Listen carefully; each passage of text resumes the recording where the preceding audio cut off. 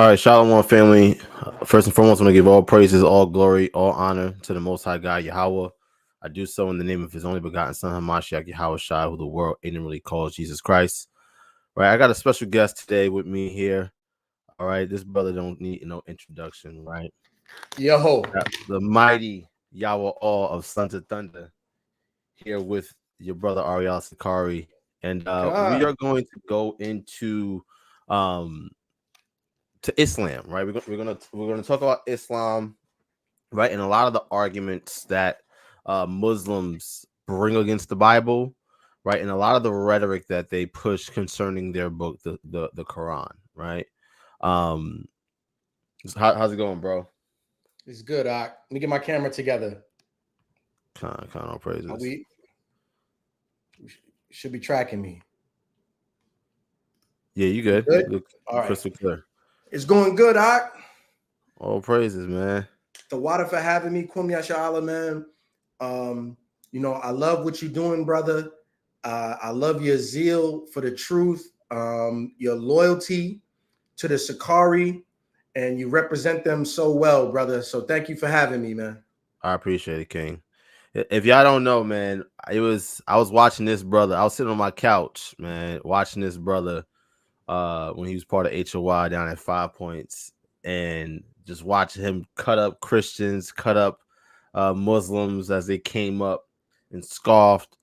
And as I continue to watch and watch and watch, and as more Israelite groups got into my algorithm on YouTube, the spirit hopped on me to hop out off the porch and do the same thing. So all praise to the Most High for using this brother Yahweh all as a vessel to help bring me into the knowledge of the truth and to God.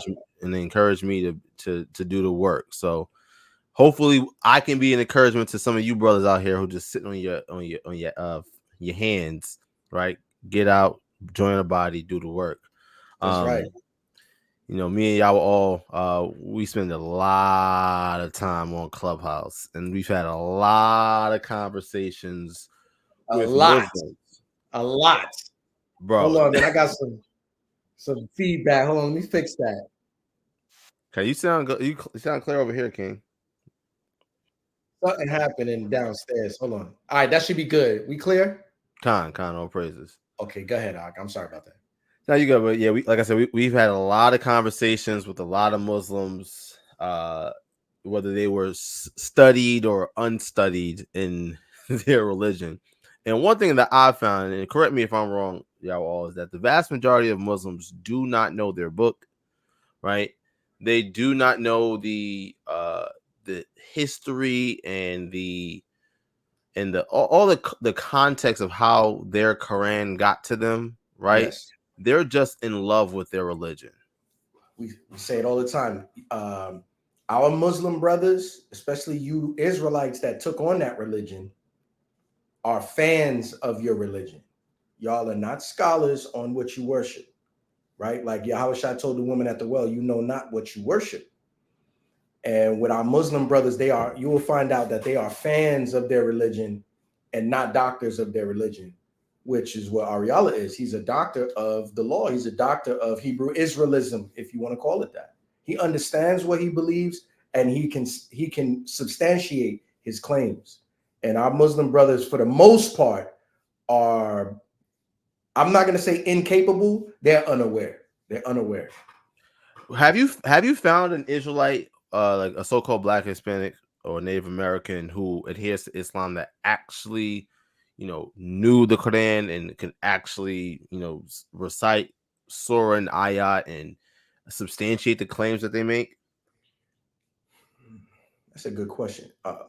I've spoken to Muslims. You've been with me, but I've spoken to Muslims that are aware of certain things the Quran says, but they're not aware of, oh my God. Like reciting something is much different than knowing what something is saying. Yeah.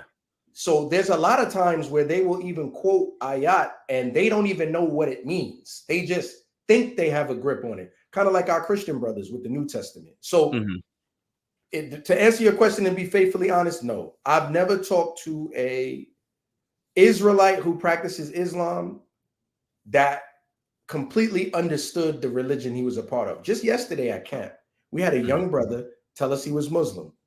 My captain, Asha Allah, asked him, "Are you Sunni?" He goes, "I don't know. I'm a Muslim."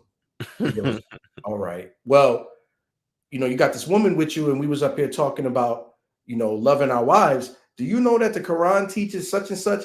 And the brother was unaware. And then after hearing it for the first time, you know what I'm talking about. He Yeah, justified it and said, sometimes you got to check a woman. What else are you supposed to do?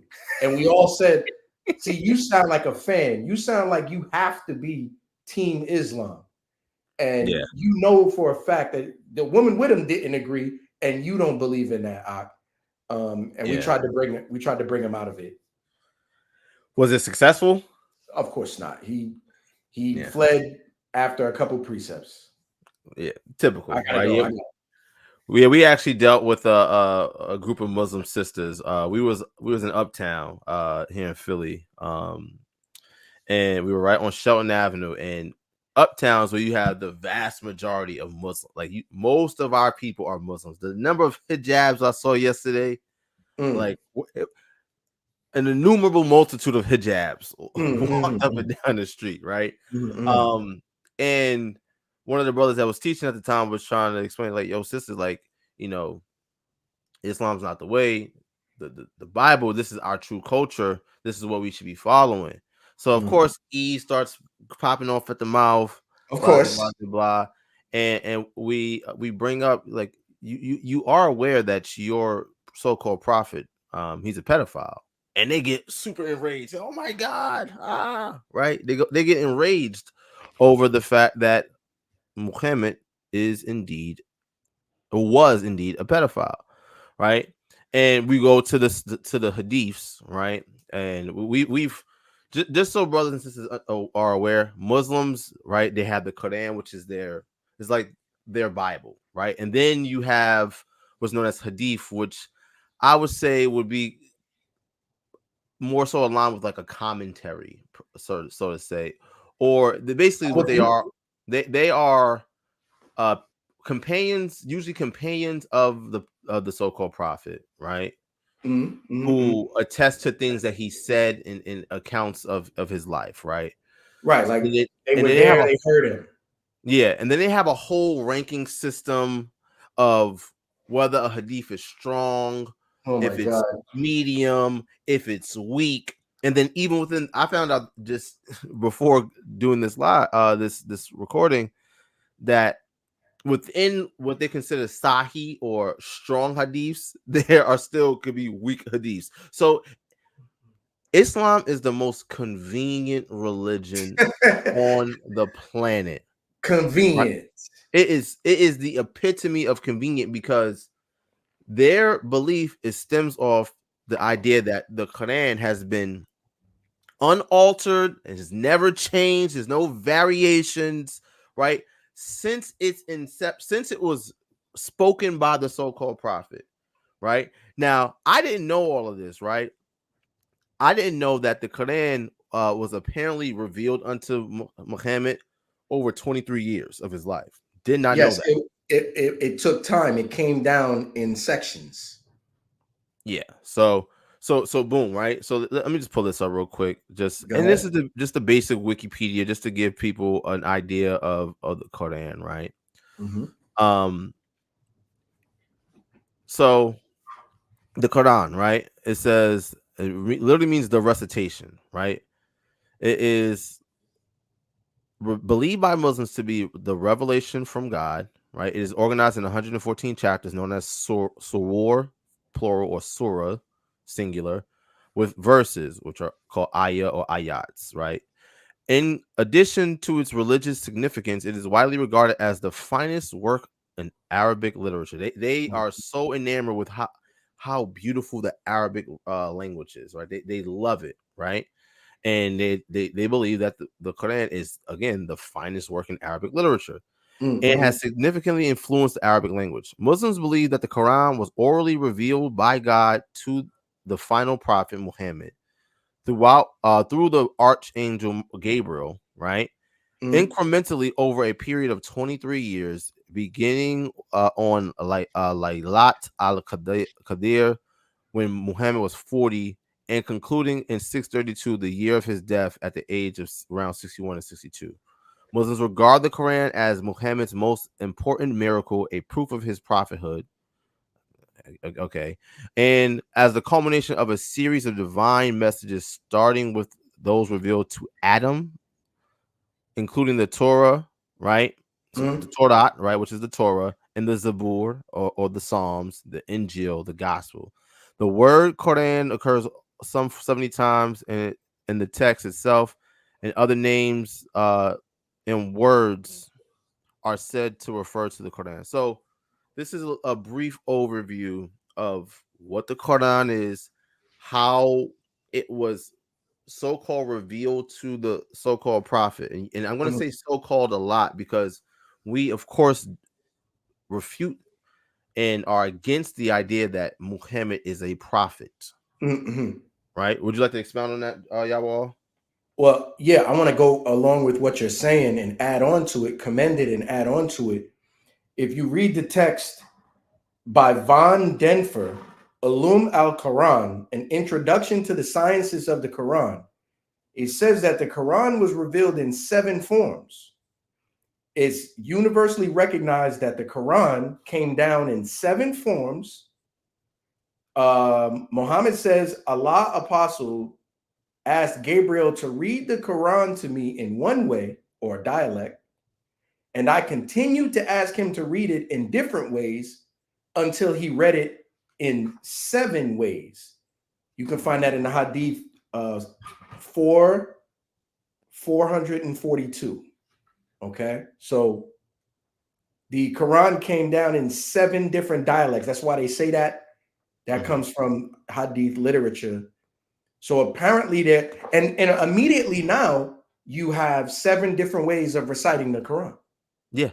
And we can Yep. get into that. Go ahead.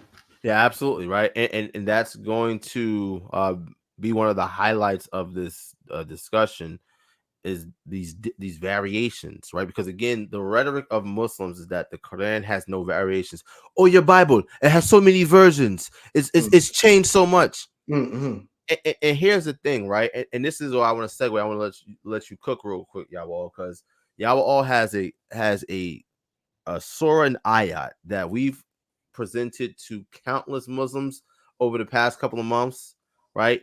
That refutes this rhetoric that they push about the Bible being changed, Mm-hmm.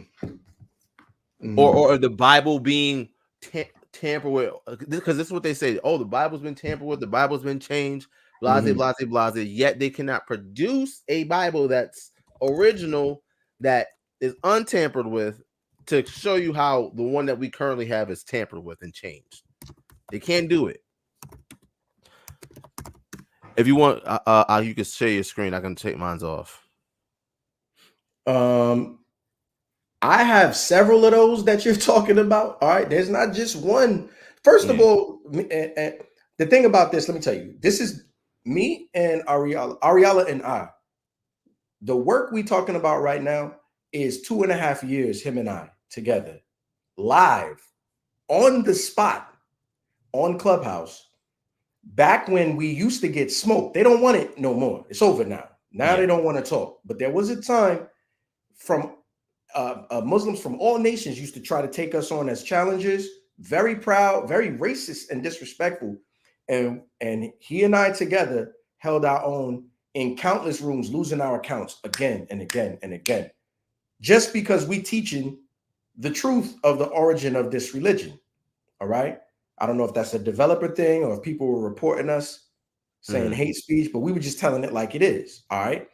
And we come to a conclusion that no Muslim, not even our brothers from the Nation of Islam, have refuted.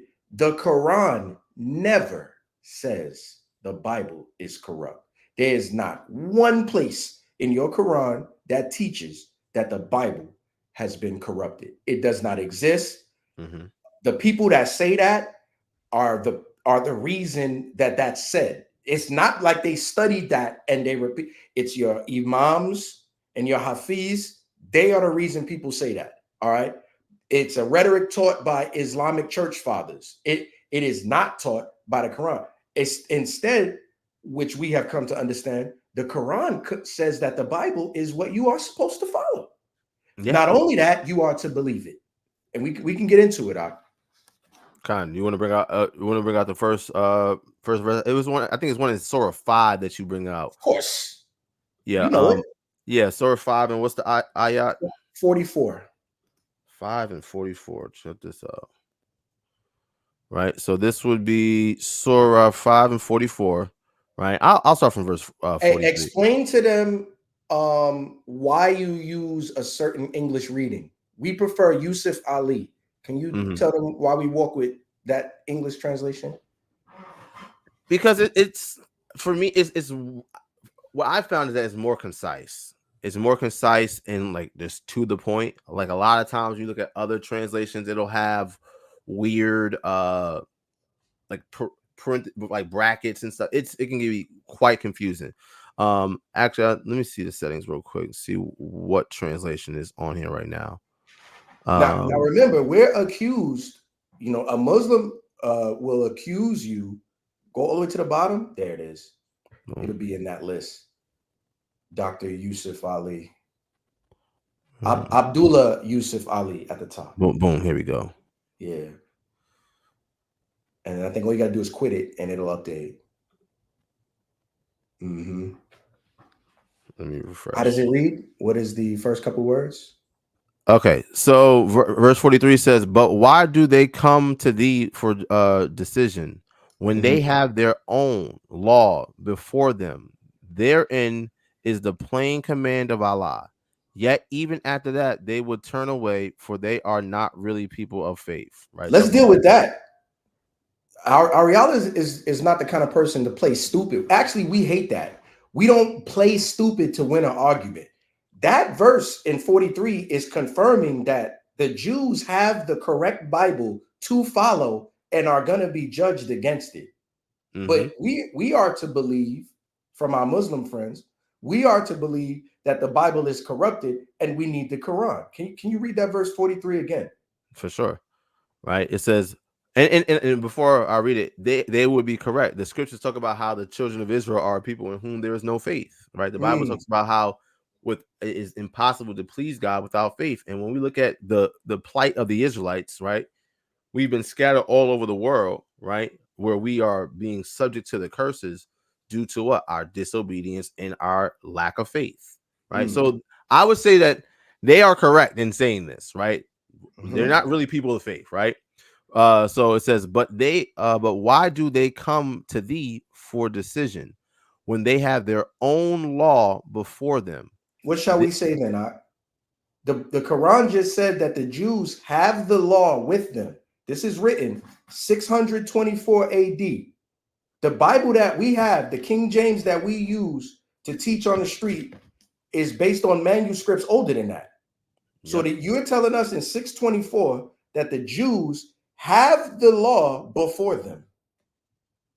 What shall we say then? That means that the Bible's not corrupted and we have it, because the scriptures that the Jews would have had in 624 is the same ones in here. Yeah. And there's never been a historical argument that they are not. Can you keep reading that? For sure. It says, therein is the plain command of Allah, yet even after that, they would turn away, for they are not really people of faith. Read on. Right? It was we who revealed the law to Moses. Therein was guidance and light. By its standard have been judged the Jews, by the prophets who bowed as in Islam to Allah's will, by the rabbis and the doctors of law. For to them was entrusted the protection of Allah's book, and they were witnesses thereto. So that means that hold on, we got to chew that. That means that the rabbis and doctors of the law have the correct Torah. In 624 AD, it is confirmed by the Quran that the doctors of the law possess the Torah, and it is their unwillingness to follow what they possess that makes them guilty. That would mean that if our Bible is corrupted today, these rabbis have a different Torah, Psalms. Let's just stay in the Old Testament. These rabbis and doctors of the law have a different Torah and Psalms than the ones that we possess today. That is not a historical argument, and that argument has never been made. These two scriptures alone, if you're not willing to play stupid, if you're just going to be sincere, these two scriptures alone prove that the Bible is accurate according to the Quran. Khan, These are right? just two verses. Yep. It says, and they were witnesses thereto. Therefore, fear not men, but fear me, and sell not my signs for a miserable price. If any do fail to judge by the light of what Allah have revealed, they are no better than unbelievers. And you got to believe it. Yeah. Or you're an unbeliever. You have to believe the Bible that the doctors and the rabbis possess and the law inside, or you're an unbeliever. What shall we say then, Ariella? Now, you know we can't get this far on Clubhouse because they already screaming. Listen. They they interrupted.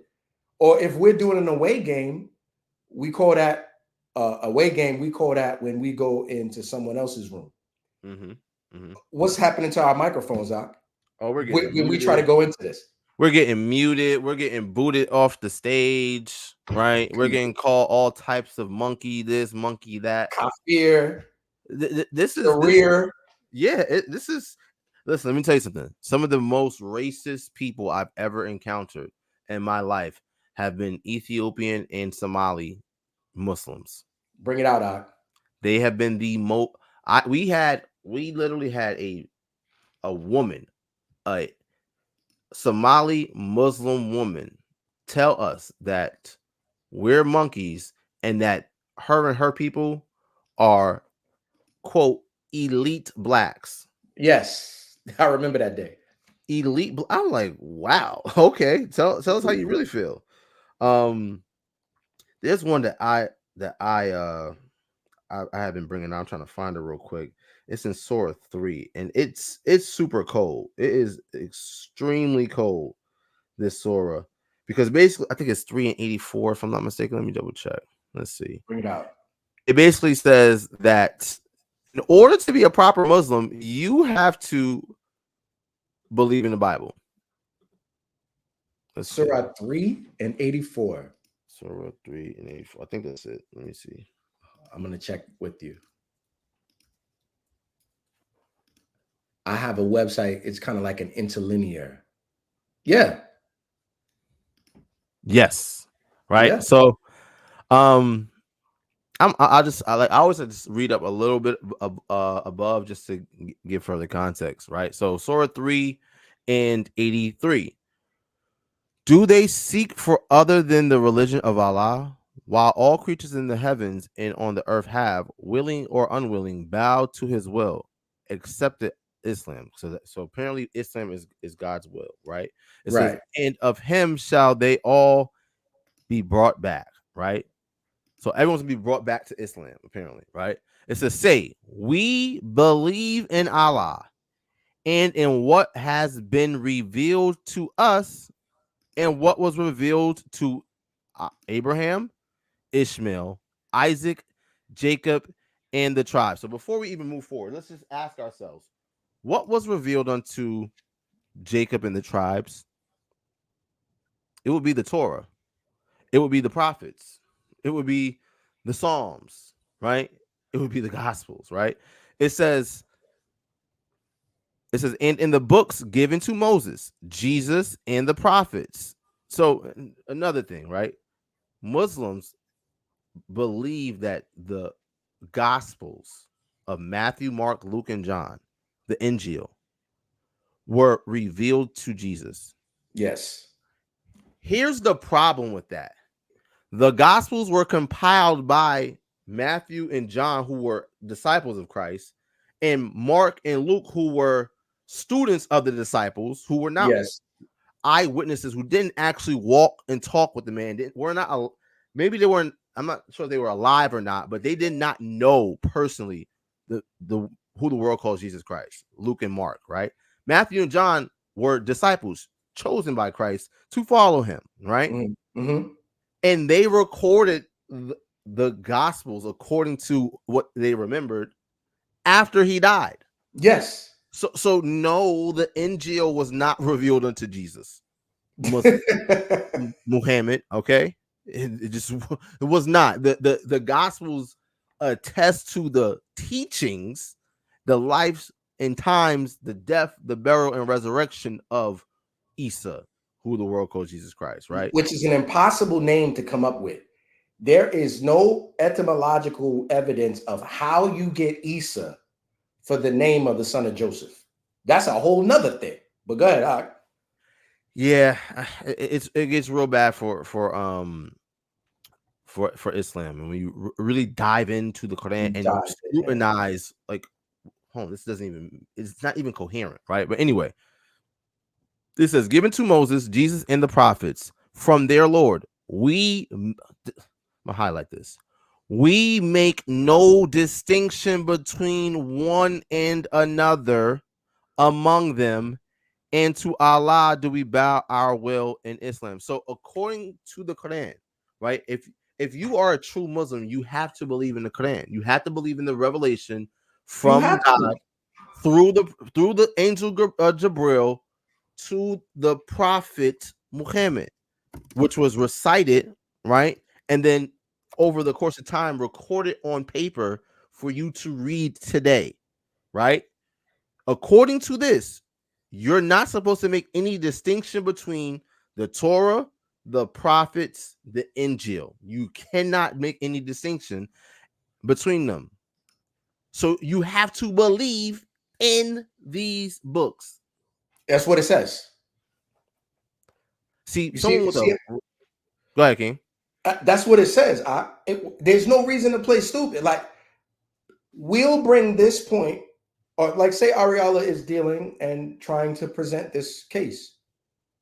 He will be bombarded with questions instead of the fact that this has just been said. They'll, like, three of them will start asking him different questions. He has to figure out how to answer all three questions, and it's all based on, well, no, that's not the same Torah that Moses had, and that's not the same gospel that Jesus had. Wait, these statements they never have to prove; they just get to say that. Yeah. This verse is telling you in 624 AD, we believe in what was revealed to Moses. That means you have to read it. What Torah are you reading in 624, Ariella? The same one that we have today. What gospel are you looking at in 624? The same one that we have today. And we make no distinction between one and another among them. Yeah. How do you get this idea that we have this corrupted Bible that you have to reject? That's hearsay and it's not founded. And Muhammad wasn't taught that. Can we get another one? Con, and also cool, y'all all is that because I have a video pulled up here from a dialogue that I had with a Muslim brother Mm-hmm, on the streets here in Philadelphia. mm-hmm. And what Muslims do is they'll try to validate Muhammad, him being a prophet, with the Bible that they say is corrupt. It's madness. How does that even begin to make sense? Okay, is either the Bible's corrupt or the Bible validates Muhammad. Right. You can't have both. You Both can't. cannot be true at the same time. It's an oxymoron. You want to use the Bible to prove that Muhammad is the prophet from Deuteronomy 18 and 18. But then you want to go to Jeremiah 8, take it out of context, and suggest that the Bible is corrupt using the Bible.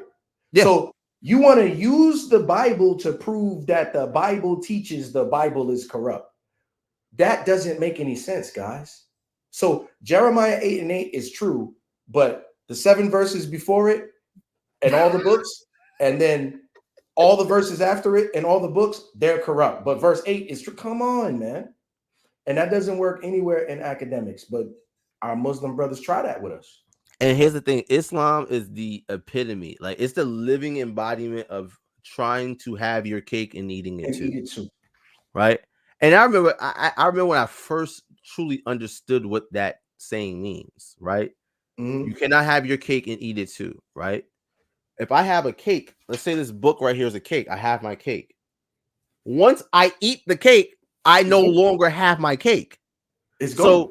So, similarly, so the Bible can't be corrupt, and you use the Bible to prove it's corrupt, but then at the same time try to validate your prophet from the Bible, which you say is corrupt. It don't make sense. And we asked them to ponder that. And while we asking them to ponder that, we're being called a kafir, a jarir. They're pulling a basically they make the emotional appeal. They'll pull an account out of the Bible that they feel is not godly. Mm-hmm. And then they began to argue with us while ignoring that we just pointed out in your own text that the logical fallacy that our book is corrupted because according to your doctrine, it's not. You Yeah. see, they want to go to a Lot. That's evil. Why would Lot sleep with his daughters? That cannot be of God. Wait a minute. Whoever said Based it was on of what? God? But whoever said it was of God? Like that argument has no weight. It's such, that's a Why would bad. he? Why would that? That's perverse. Why would that be in God's book? Because that's the account. It's an account of Yeah. where is your origin story for the Ammonites and the Moabites, and then we get muted and they attack us again. Like our challenges don't get dealt with. So I'm glad that Ariella did this, so we can just get this information out. Kind of praise it. And even on that, right? It's like, again, the Bible talks about things that are evil and things that are righteous or good. Clearly, Lot's daughters getting him drunk and sleeping with him is evil because the same book, right? So that happens in Genesis. Then we go over to what's that? Leviticus 18, where we see the prohibition of sleeping with near kin's people. For she is near of kin. So clearly that's something that is prohibited, but clearly see, rules exist, but everyone doesn't necessarily follow said rules, right? So clearly God didn't sanction that. Like God didn't Right, say, yes, that's okay. Yeah, yeah, Lot's daughters, get your daddy drunk and sleep with him. right, God didn't say that. They just did that. right. So, oh man, my Muslim friends, y'all are hilarious. What's the other story you want to get, King? Give me Surah 10 and 94. 10 and Famous 90. classic. Your prophet is commanded to believe the Bible. If he doesn't know what is being revealed to him by Gabriel to be true or he doubts it, look what he's asked to do. Con. Again, I'm gonna read one ayat up, right? So this Mhm. Surah 10 ayat 93. We settled the children of Israel in a beautiful dwelling place and provided for them substance of the best. It was after knowledge had been granted to them that they fell into schisms. Verily, Allah will judge between them as to the schisms among them on the day of judgment. Now, real quick, I'm trying to who's this we that's speaking? Allah, So Allah is referring to himself as we. in the similar sense of Allahayim. Okay, I see what they're doing. Okay, gotcha. All right. Ayat 94. It says, if thou wert in doubt as to what we have revealed unto thee, then ask those who have been reading the book from before thee. Now, what book is that, Ariella? Maybe it's the Bhagavad Gita. I don't know. Oh, The, the Bible. the Bible. I'm talking about the completed text. Revelation is in it. You understand that? Like Revelation didn't get added to the canon until like 100 AD. Mm-hmm. So we're in 624. So we got Genesis through Revelation. You Yeah. understand? So Muhammad is being told if you're in doubt as to what the revelations you're getting from Gabriel in this cave, which the Quran doesn't say, you got to go to the Hadith to get that. But we can acknowledge it via. See, we would never play stupid to win an argument. There are other Quranic verses that allude to Gabriel being the angel that gave this narration. So we're not gonna just be difficult just to be difficult. We could be fair. We just ask y'all do the same thing. If you're in doubt as to what we have revealed unto you, ask those who have been reading the book from before. People of the book. The book from before is the Torah, the Gospel, and the Psalms. And Look for what the it says. record, Go ahead. Salaki, and for the record, y'all all right. When this particular surah and ayat was revealed to Muhammad, supposedly from Jibril, this wasn't on paper. Right. Like there was no book. The Quran wasn't in book form when this was revealed to Muhammad. Right? Right. I'm not sure if he was in a cave doing what at whatever. I don't know what he was doing or where he was, but guess what? When this was revealed, it was not written down. It was spoken to him apparently, right? Right. And he memorized it, and then he told the other people, and they memorized it. So basically, the Quran is just a bunch of telephone game. Yes. It's a compilation of the telephone game at the end of a long line of kids, all right, in your pre-K class. That's what the Quran is, right? Yes. It says, then ask those who have been reading the book before thee, the truth hath indeed come to thee from thy Lord, so be in no wise of those in doubt. And this is crazy because this challenge, a lot of times Muslims teach that way. They teach with challenges. If the Quran is not a holy book, produce another book like it. Like, bro, I don't care to do so. And that's not a relevant challenge, dog. You're still dealing with faith, but you're trying to present it like it's actually a concrete challenge. Yeah. You know, the Quran is 12% the size of the Bible. So if we're doing challenges, produce another book like the Bible. You feel me? Which is 88% larger. Are you crazy? But that's what they do, you know. And here's the thing: the Bible, right, actually prophesies the Arab Muslim conquest. So when you understand, right, Muhammad, right, I think he died in like 630 or 632 AD, roughly, right? Literally the year in which he died, the Rashidun Caliphate under, I think it was, who was it? Uthman. No, Uthman was the third caliph. I'm sorry. I forgot who was the first. The first caliph was, let me see, Rashidun. Was it? I think it's Abu Bakr. Abu Bakr, possibly. Let's see. I can actually search that. Yes, Abu Bakr. So under Abu Bakr, right? So who was a companion of the so-called prophet, right? Is when the Rashidun Caliphate launched an invasion and an attack on the Sasanian Empire, right? Which was modern day Iran. They were also known as Persians. Mm-hmm. The Bible literally prophesies that by the prophet Ezra 400 years before the time of Christ, which is 1,000 years before the time of Muhammad. So 1,000 years before, right, the Quran ever even was thought of, right? The Bible prophesied what would happen after Muhammad died and his followers would go forth and spread that religion. Wow. Like, so produce for me another book like the Quran. There's not another book like the Quran because I haven't read a book as incoherent as the Quran ever in my life, right? And we're talking about books that are just amazing that you can't compare to. The Bible literally prophesies things thousands of years before they happen. Because like there's actual prophecy in the Bible. Because it's of God. It is divine revelation, and there's no need for anything to add to it. Let's get this. In my studies, I found something. The Quran was not even in its final form during the life of Muhammad. It was not. So what Ariala asked is poignant when he said, you know, if the revelation came down in steps. So our Muslim friends like to present this idea like the Quran is this text, infallible text that was completed. Gabriel said it all. It was memorized.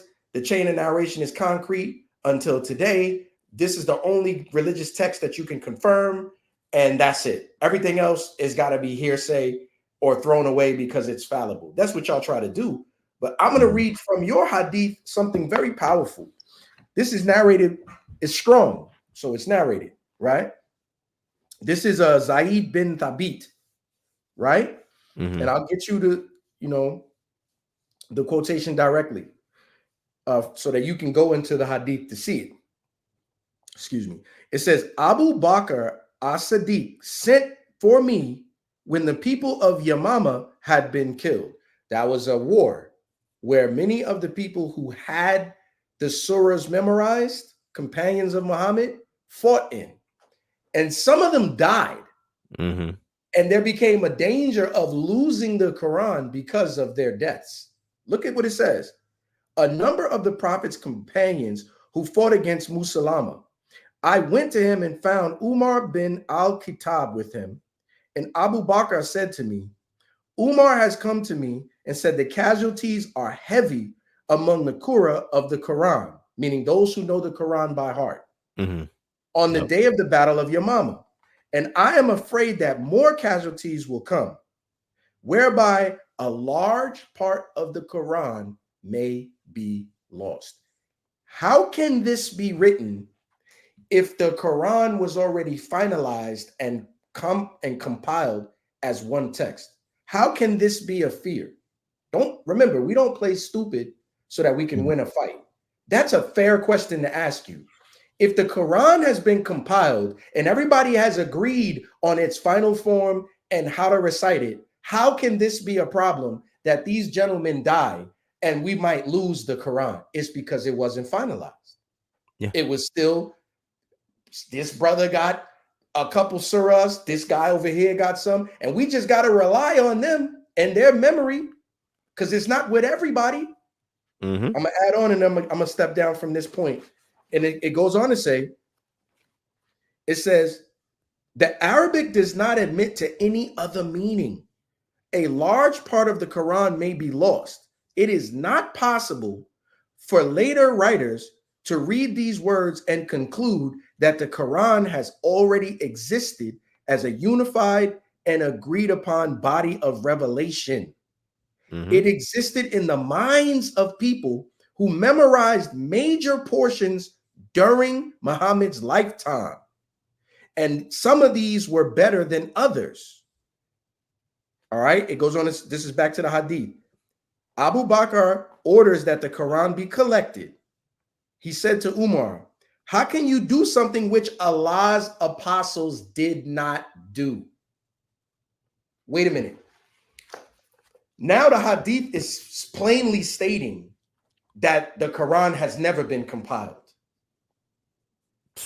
That's crazy. I mean, I'm gonna step down from that point right there. You got it, on. No, that's a great, that is an amazing point, right? And it just made me think about a couple of scriptures that's like true scriptures that are written in the Holy Bible, that which the Quran confirms, right?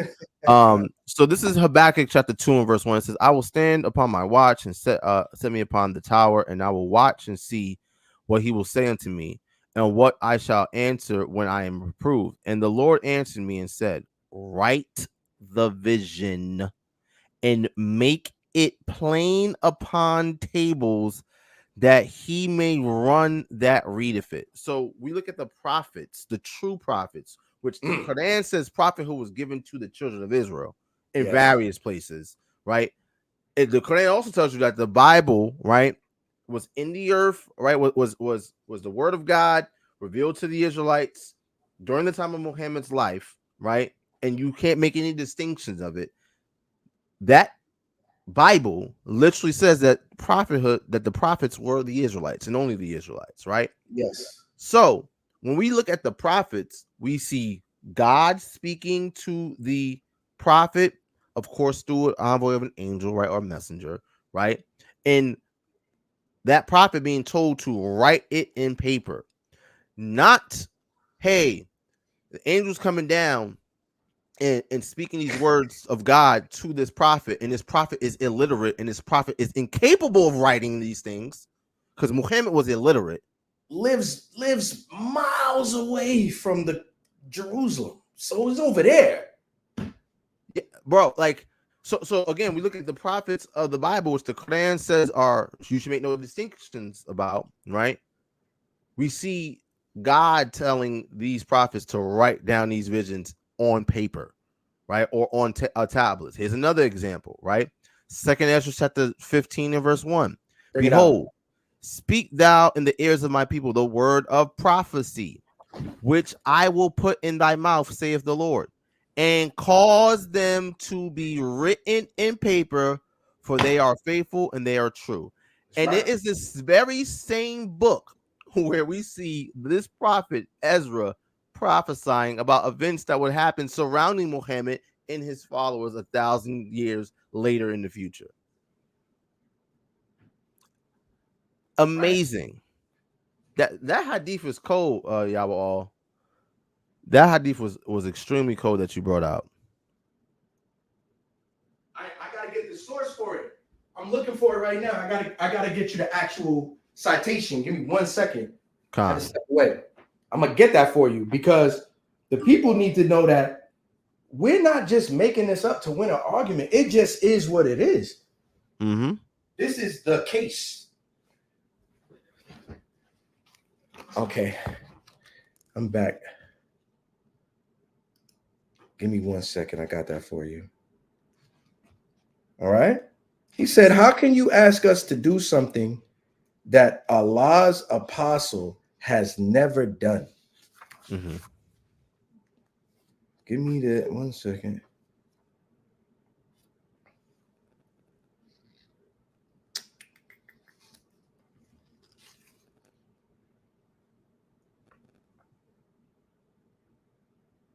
I believe it's Hadith 9.128. And Okay. and if I'm wrong about that, I'm gonna get another citation just to confirm that. The text I'm using is not the easiest for bibliography. How did it start off? It starts with it's narrated by Zaid bin Thabit. Okay. Okay, I got it right. Abu Bakr sent for me and said, Yeah. "You used to write the divine revelations for Allah's apostle, so you should search for the Quran and collect it. Why would he have to collect it if it was already compiled?" See how that's not, we shouldn't be fighting. First of all, me and Ariella could never do this. If we're in, which is available to us to speak to Muslims regularly, is Clubhouse and these talk apps. If we're in one of those rooms and we try to start this conversation, we're out of here. All right. We're being personally attacked. Our mics are being muted. 5 people are talking at once. We're back in the audience because one of them put us there. Now they arguing on who did that. They bring us back up. Before they answer our questions, we have to answer this. And then it becomes prove you an Israelite and it's haywire. Yeah. But hey, why do you have to collect the Quran if it was already compiled as one text? Why would you be set to task to do that? Con. Let's So check so it. just for the record, right? So this is again Zaid bin Thabit is the one who's speaking this, talking about Abu Bakr. Who is Abu Bakr? Abu Bakr, right? Just so people know, he was the senior companion and was through his daughter Aisha. So Abu Bakr is a sick bastard, right? Who allowed the so-called prophet Muhammad to marry his 6-year-old daughter. They entered into that contract when she was 6 years old, right? And then allowed him to consummate said marriage with Aisha when she was 9. So this man allowed his 9-year-old daughter to be penetrated by a 50, 60 plus year old man. That's right. Crazy, right? So it says a father-in-law of the Islamic prophet Muhammad and was the first caliph of the Rashidun Caliphate. He is known with the honorific title Al-Sadiq by Sunni Muslims, right? So now let's look at the time of his life, right? So he was born in 573, right? And he died in 634, about 2 years after Muhammad died, right? Mm. Now, right? Let's look at his rulership, right? He reigned as the first caliph from 632 to 634 AD. Right now, just for a little bit more context, Muhammad, right? Muhammad, right? He was born around 570, right? He was this is Uthman Salakia, right? So we got Muhammad, right? Muhammad was born in 570. Mm-hmm. Abu Bakr was born in 573. So he's about 3 years younger than Muhammad, right? So, but he's a peer of this guy, right? Mm-hmm. Muhammad died in June 8th, 632, right? So after he died, now boom, Abu Bakr becomes the first caliph. So he comes into power, right? After Muhammad dies. Okay. So when we're looking at this context of this guy speaking about Abu Bakr, right? It had to be during a time in which Muhammad's not no longer alive. So this had to been this guy had to have said this anywhere between 632 and 634 AD, right? So again, Abu Bakr sent for me and said, "You used to write the divine revelations of Allah's apostle." Why is he saying that? Because the apostle of Allah, Muhammad, is dead, right? So you should search for the Quran and collect it. I started researching for the Quran till I found the last two verses of Surat Ta'uba. So this guy had to find these things. They weren't just readily available. He had to go search and find for them, right? I was reading something earlier where like these verses, right? These Quranic verses were written on all types of random things, right? Yes. They were written on like pieces of tissue, like all types of Oh, nonsense. the bones of camels, white stones found in the desert. Stone. So my brothers and sisters, right? When I say brothers and sisters, I'm talking about you, so-called blacks, Hispanics, and Native Americans. If you are in Islam, right, and if if you're not offended in watching this, right, and you've gotten this far, right, I implore you to do some research into your religion, right, into how your beloved Quran got to you. And if you're sincere and you watch this through this totality, right, you will come to the conclusion that the Quran has in fact changed over the course of time. Oh It yes, we can prove that. you have to let off of the rhetoric of your Bible is corrupt and my Quran has never been changed. That's not true, right? Let's keep reading. It says with Abi Kuzaima al Ansari, and I could not find these verses with anyone other than him. They were, verily, there has come unto you an apostle, Muhammad, from amongst yourselves. It grieves him that you should receive an injury or difficulty. Right? Now, So, now watch this. The only person who had the verse that he needed was one guy. yeah. You gotta go off of what he says. Nobody else knew that verse,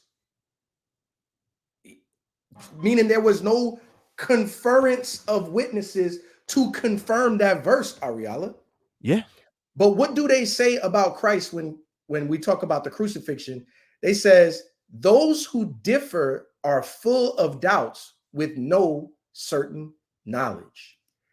Meaning, if anybody argues that Christ was crucified, forget the historical witnesses.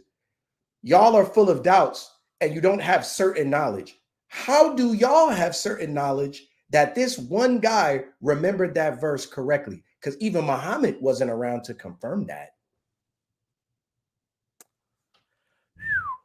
It's These getting kind of questions, that one Muslim, that Algerian Muslim we spoke to, Ariala, yeah, back he in was pretty 2020, decent. he was the only one, and he admitted and said, "You guys are making good points, and I have to go study. And I hope I could talk to y'all again." That was the only Muslim we ever spoke to out of the hundreds that did that. Listen, family, y'all were always not lying. I remember that, right? Because again, it's usually when we talk to Muslims, we get niggas from West Africa, right? We get mostly Ethiopia. Ethiopians and Somalians, right? I remember once we had a conversation with a Persian Iranian Muslim, right? And I remember I asked him, I said, "Hold on, so."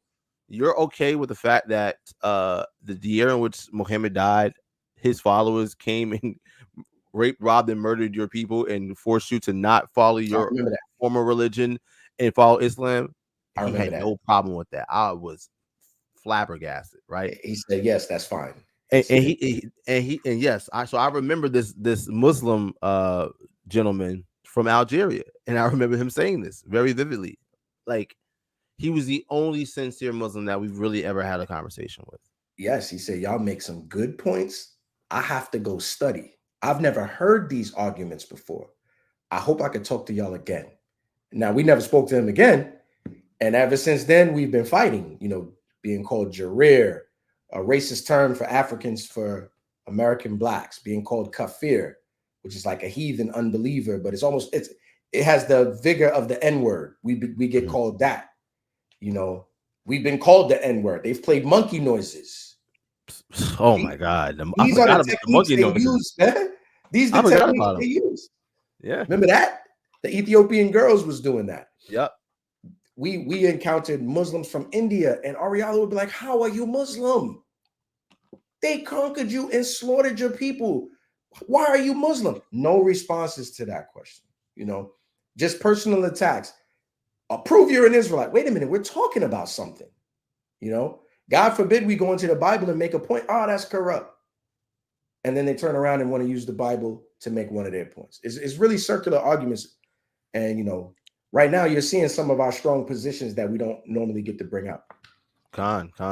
I have found a couple of surahs, hadiths that I found quite interesting. So, um, this is narrated by Anais bin Malik, right? And this is Sahih al Bukhari, right? Now, Mm-hmm, again, so Sahih means strong, right? mm-hmm, So again, there's different classifications of hadiths, right? Strength. You have, I believe it's Sahih. You have Hassan, which is like okay, not super, not weak, but not strong, right? And then there's another one. Give me a second, I'll tell you. The other one is called. Damn, did I miss that tab? Let me try to find it. It's real easy to Google it. mm-hmm, mm-hmm. Strength of hadiths. Right. Boom. Right. So. Oh, that's a good website. Right. So, what are the different strengths of hadith? Right. The three strengths of hadith. Sahih. A Sahih hadith is a hadith that has been accepted as being an authentic account of something Mm-hmm. that the Prophet Muhammad, PBUH, it means peace be upon him, just so you know, said or did during his life. The requirement for a Sahih hadith were laid out by Ibn Hajar al Asqalani, Very right? good. And again, this is in 13. He lived between 1367 and 1449. What's that? 700 years removed from the times in which many of these things were said, right? So how he was able to do so, I don't know. But regardless, right? Who dedicated his life to the science of hadith? According to Ibn Hajar, a hadith must meet 5 conditions in order to qualify as sahih, right? So you have sahih, right? Then you have Hassan. Hassan is the second strongest level of hadith, only falling behind Sahih. Interestingly, the aforementioned master of hadith science, Ibn, right, whatever, believe a Hassan hadith to be just Powerful. as powerful as a Sahih hadith when it comes to religious Religious authority. authority. However, this is cold. However, he conceded that Hassan hadith often suffer from blurred lines of narration. This is because the hadith is generally considered Hassan if one of its narrators is considered to have been of mediocre memory. Like, how do you know that? A Wait, medi- if he's of mediocre memory, he don't remember the surah correctly. yeah, He doesn't remember the account perfectly. And Muslims attack us because our gospels read differently, and John's account of things is different than Matthew's. We're talking about the same subject matter, the same events, but the details will differ. Somebody ever was so slightly. there. John will say he wasn't there yet. Somebody went here, John will say he was already there. But it's the same people, the same events, and you call that a corruption when we teach the gospel. I think Ariel is with me on that. These are accounts. Mhm. Nobody said the gospel was a narration from God. Like Yahweh spoke the gospel and somebody had to write it. We don't teach it like that. These are historical accounts we are blessed to have record of. The best writings from antiquity that exist. Okay. So our Muslim friends seem not to understand that, like they don't Yeah. get that. But what does this say? Yeah, there's people who have this hadiths, right, which you guys adhere to, where if it's Hassan, the person could have been of mediocre memory, all right, despite being respected for their strong character. A Hassan, this sounds like a respecter of persons. Yes. It's sounding very much so like that.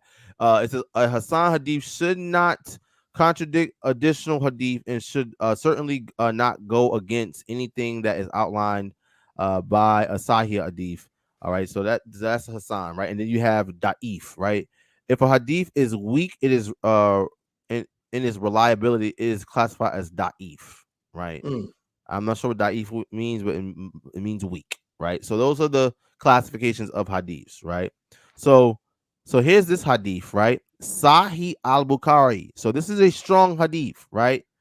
Um, I'll just read the whole thing, right? It says the tribes of Ril, Dakawan, Usaya, and Bani Liha asked Allah's messenger to provide them with some men to support them against their enemy. He therefore provided them with 70 men from the Ansar, who we used to call Al Qura in their lifetime. They used to collect wood by daytime and pray at night. When they were at the well of Ma'una, the infidels killed them by betraying them. When this news reached the prophet, he said, Al Kunut for 1 month in the morning prayer, invoking evil upon some of the Arab tribes, upon Ril, Dakwan, Usaya, and Bani Libyan, right? We used to read a verse of the Quran revealed in their connection, but later the verse was canceled. Yes. So hold on. You can just cancel if the Quran is supposed Yes. to be the word of God, you're supposed to you can just cancel the so-called Yes. word of God. Yes. It's called a abrogate. The doctrine of abrogation. Yeah, Uh, absolute madness. Meaning, um, the author or the person holding the Quran has the authority by God to remove or replace a surah with one that is better. Now, y'all all. Here's the issue with that, right? Madness. Here's the issue with that. Muslims teach that the God of the Quran is the God of Abraham, which according Yes. to the Bible is Yahweh, right? So they're saying that the God of the Quran is the same God of the Bible. Here's the problem with that, right? The God of the Bible says this, Deuteronomy 4 and 2, right? It says, Ye shall not add unto the word which I command you, neither shall ye diminish aught from it, that ye may keep the commandments of the Lord your God, which I command you. So God, the God of the Bible says, do not add to the word, do not subtract from the word, or Mm-hmm. cancel things out. That's what the God of the Bible says. But the apparently, right, Muslims can do that. They can cancel verses out of the Quran, which in the Quran is supposed to be the word of God revealed to Muhammad through Jabril. Absolute again, the rhetoric of Muslims has to be the greatest rhetoric of all time, right? Like it is, they talk big with very with very little proof or able to like it's insane And how very proud. Very proud. again because their religion is based off of strong fervent blind faith. Blind faith. just absolute like even Jesus, right? Yahushua, right? Who taught having faith, right? He showed miracles. He did miracles, which was supposed to boost our people's faith, right? We also can see that as prophecy comes to pass, that also deepens and boosts our faith, right? But so it's not necessarily blind, right?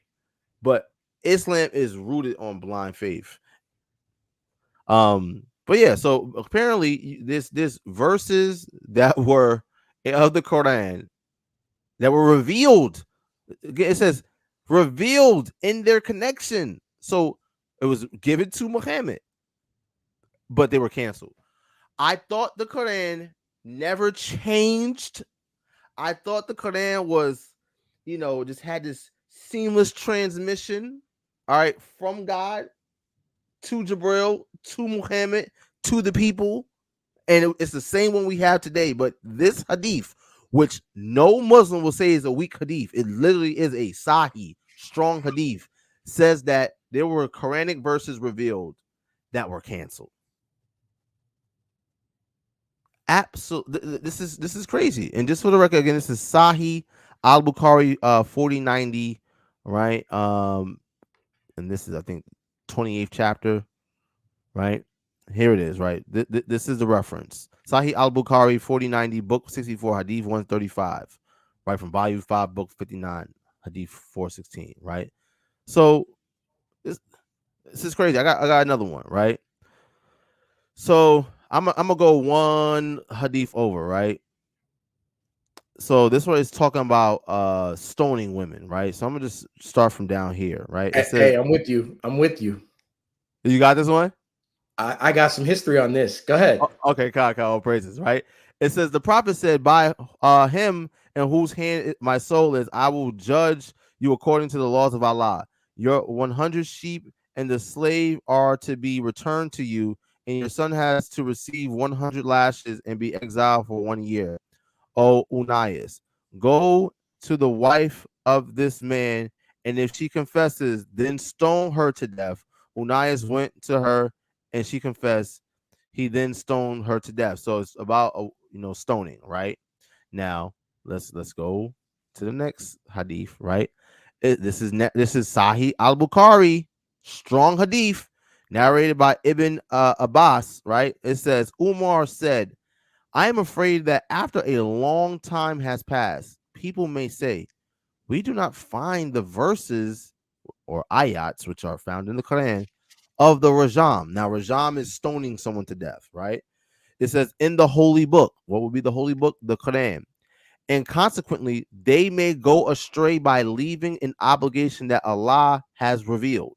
Again, Allah apparently revealed the Quran, right, to Jibril to give to Muhammad, right, to give to the people, right? I'm gonna read this again. It says, they may go astray by leaving an obligation that Allah has revealed. So apparently Allah revealed something to Muhammad about stoning women or stoning adulterers, right?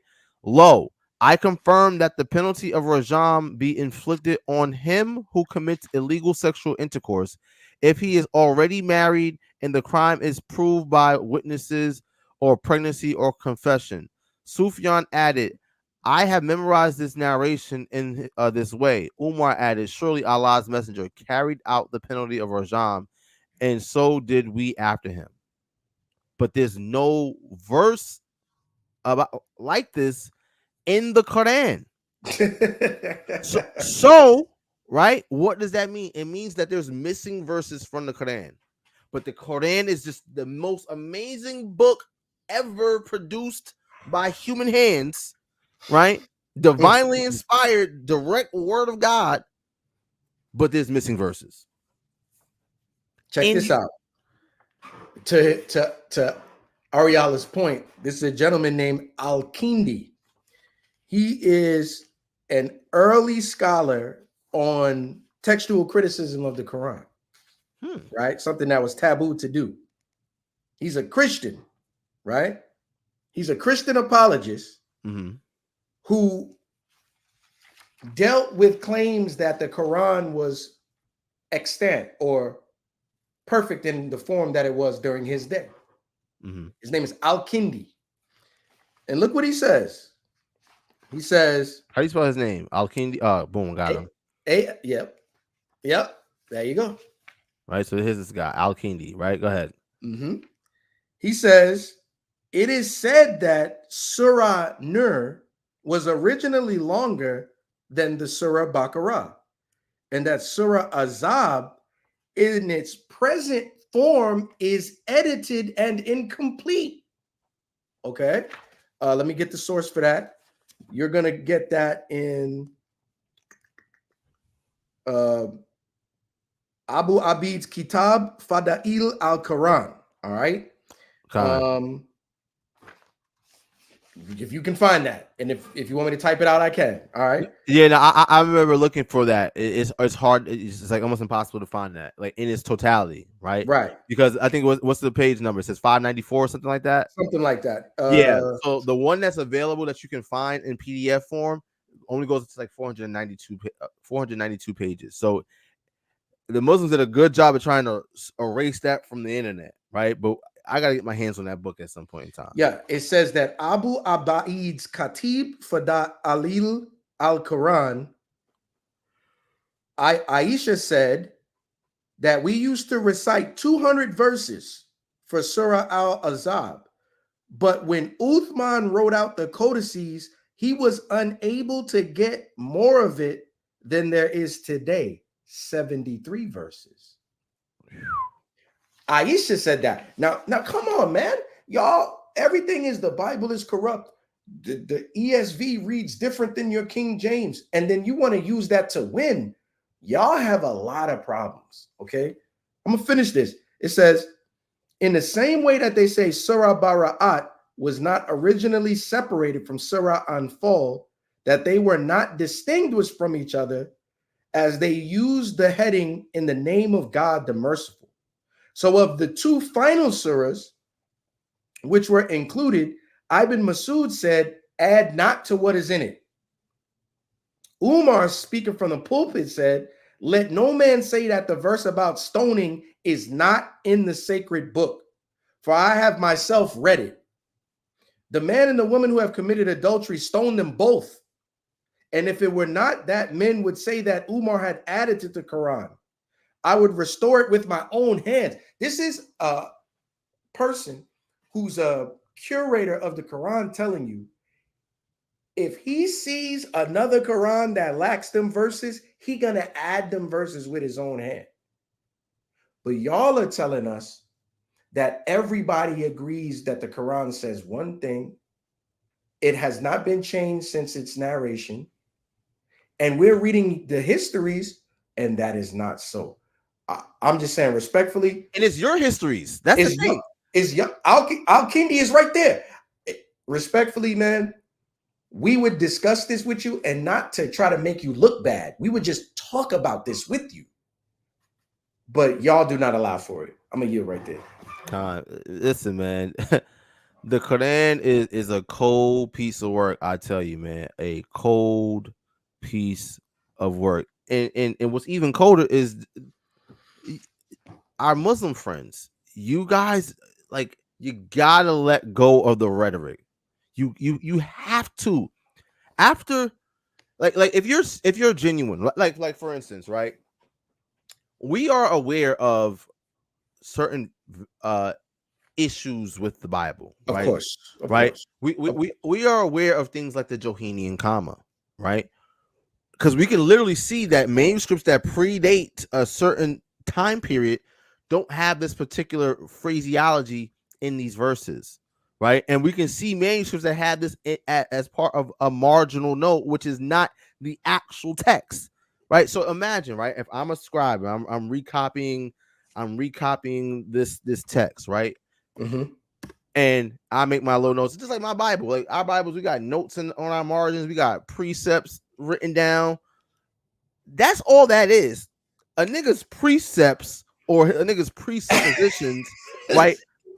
Somehow over the course of time and copying of manuscripts, because again, manuscripts do not last forever. They There don't. is zero autograph of any Quran.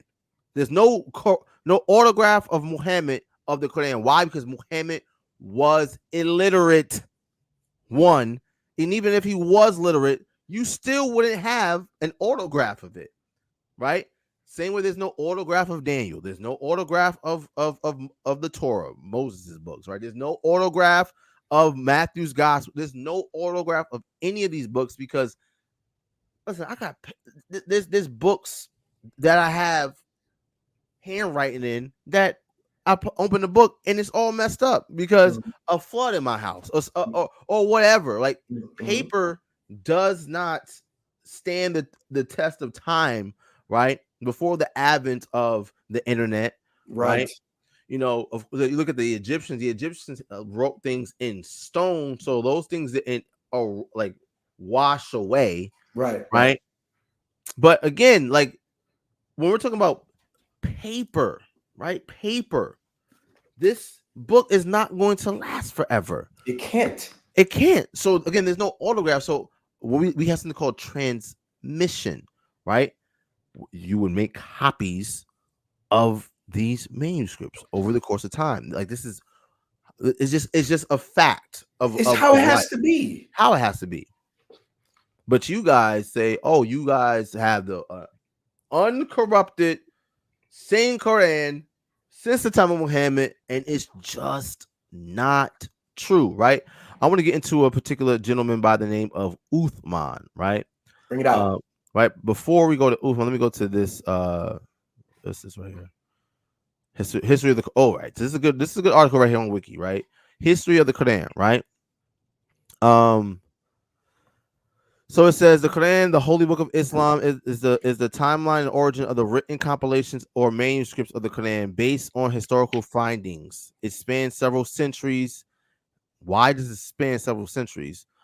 Informs an important major parts of early history of Islam. According to the Muslim belief in Islamic scholarly accounts, the revelation of the Quran of the Islamic prophet Muhammad began in 610 CE when the angel Jibril appeared to Muhammad in the cave of Hira near the city of Mecca. Muslims believe that Muhammad continued to receive revelations until his death in 632 CE. According to the Islamic tradition, following Muhammad's death, the Quran was edited. All right, let's just define the word. Let's define the word edit, right? Let's look it up real quick. Edited of written material, corrected, condensed, or otherwise modified in preparation for publication. You guys, like, you got to stop saying this stuff that is unchanged, right? It says, and compiled into a comprehensive book. A hadith in Sahih al-Bukhari states that the Caliph Abu Bakr commanded Zayd ibn Thabit to compile the written Quran. We read that, relying upon both textual fragments. I'm going to read that again. Textual fragments and the memories. So I got to believe in something that's based off of fragments and memories. You cannot make this stuff up. Of those who had memorized it. However, some Shia Muslims, right, believe that Ali ibn Abi Talib was the first to compile the Quran into written text, a task completed shortly after the death of Muhammad. As the Islamic Empire began to grow, in differing recitations were heard, right? The Razm Caliph Uthman ibn Affan for Salakia. You skipped the line. Yeah, skip the line. Razm or consonantal skeleton of the Quran was compiled for uniformity in recitation under the direction of the third Caliph Uthman ibn Affan, right? For this reason, the Quran as it exists today is also known as the Uthmanic Codex, right? There you have it. Right. Controlled transmission. So now, right? Before again, Uthman is the third caliph of the Rashidun Caliphate. The first was Abu Bakr. The second, I believe, was what was that guy's name? We'll get in a second, right? Yo, So and for our Muslim friends, while he's getting that, for our Muslim friends, we're not telling you that you gotta stop being Muslim. We're yeah, talking to the Israelites that want to be Muslim, who repeat this trope that the Bible is corrupted and this is the true revelation. Y'all gotta stop saying that. yeah, Now that we're gonna take that away from you, what's your reason to be Muslim? Let's go into both books and see what righteousness is and what you're supposed to be doing. And we could get somewhere. But we got to do this first. And nobody wants to allow brothers to cook. But go ahead, I. kind right. So now again, right? You have Abu Bakr, and then you have Umar. We read hadiths about Umar telling different people to do different things, right? And about how there's different verses that didn't make it or that were lost or canceled. Like so, within the first three caliphs, right after Muhammad, right, we have changes in the Quran, right? So Mm, Umar is the second caliph. The third would be Uthman, right? So Uthman ibn Affan ibn Abi al-As, right, was the third caliph of the Rashidun Caliphate, ruling from 644 until his assassination in 656, right? Uthman, a second cousin, son-in-law, and notable companion of the Islamic prophet Muhammad. Again, Uthman is the sicko who allowed Muhammad, another sicko, to have sex with his 9-year-old daughter. Okay, they don't like when you point that out. and I've had it, and I've seen brothers on the streets bringing this out to Muslims and them justifying it No, several times, which no, is we can't justify that. We can't do that. crazy, right? It says played a major role in the early Islamic history. During his reign as caliph, he was known for ordering the official compilation and standardized version of the Quran that is still being used today. And even this statement right here is incorrect. This is incorrect, right? The statement that this Quran, the Uthmanic Quran, is the one that's being used today because guess what? You have several different recitations, right? We can look. We can look at the Hafs. We can look at the Warsh, right? And there's 5 others, and guess what? They differ. They don't know what you mean when you say that. We'll get into that in a second, right? So again, this guy he orders the compilation, right? He actually burnt versions of the Quran, right? He burnt versions of the Quran. Let me see if I can find boom, caliphate. Let's see. All right, boom. In about 650 AD, Uthman began noticing slight differences in pronunciation of the Quran as Islam expanded beyond the Arabian Peninsula into Persia. I wonder why it expanded into Persia. Oh, war, death, War. destruction, right? The Levant and North Africa. In order to preserve the sanctity of the text, he ordered a committee headed by Zayd ibn Thabit, again the guy we read about, right? Who's finding these things on camel bones, on stones, fragments, all types of stuff, right? Had to go to one guy to get a couple of verses, like we read about this guy, to use Caliph Abu Bakr's copy and prepare a standard copy of the Quran. Thus, within 20 years of Muhammad's death, the Quran was committed to written form. The text became the model of which copies were made and promulgated throughout the urban centers of the Muslim world, and other versions are believed to have been destroyed. So they destroyed versions of the Quran because guess what? Muhammad, the illiterate prophet, so-called prophet that he was unable to write these things down, right, over the span of 23 years, right? So we're 43 years removed from the first time the angel Jibril revealed something to Muhammad, and 20 years removed from his death. And this is when we get the compilation of what you know as your Quran today. So 20 years, 20 years. How are we to trust that? I really want my brothers and sisters to let that question sink in and don't try to deflect. think about it. Am I supposed to put my faith in something that is 20 to 43 years removed from its so-called revelation? That doesn't make sense, right? Um, so yeah, so Uthman had Qurans destroyed, different Qurans destroyed, and he standardized the Quran. Yes. I actually have some notes on how he had them destroyed.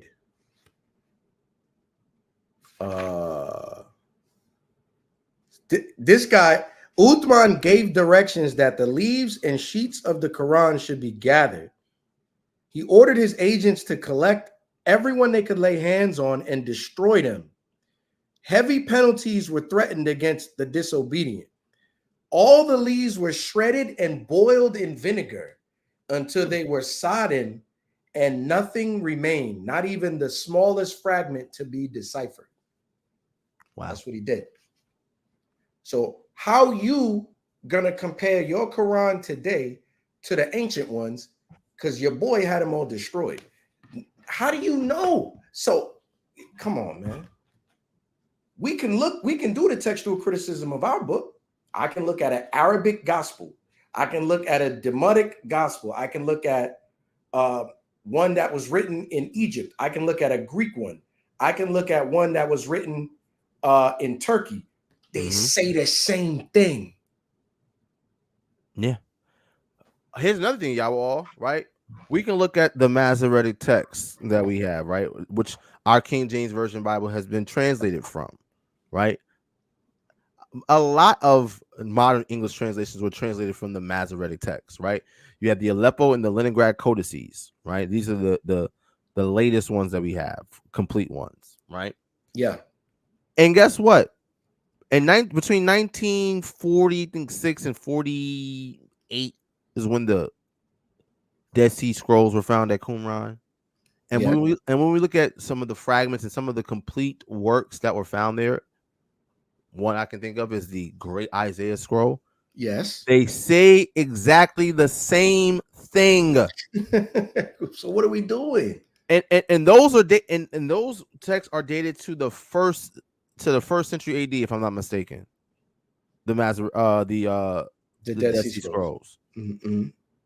And they're some of them are dated to before, like to BC times.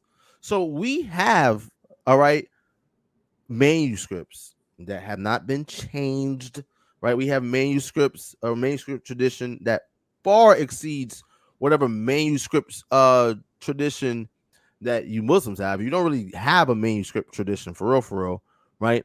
Your book hasn't been properly scrutinized under textual criticism as What is ours. that?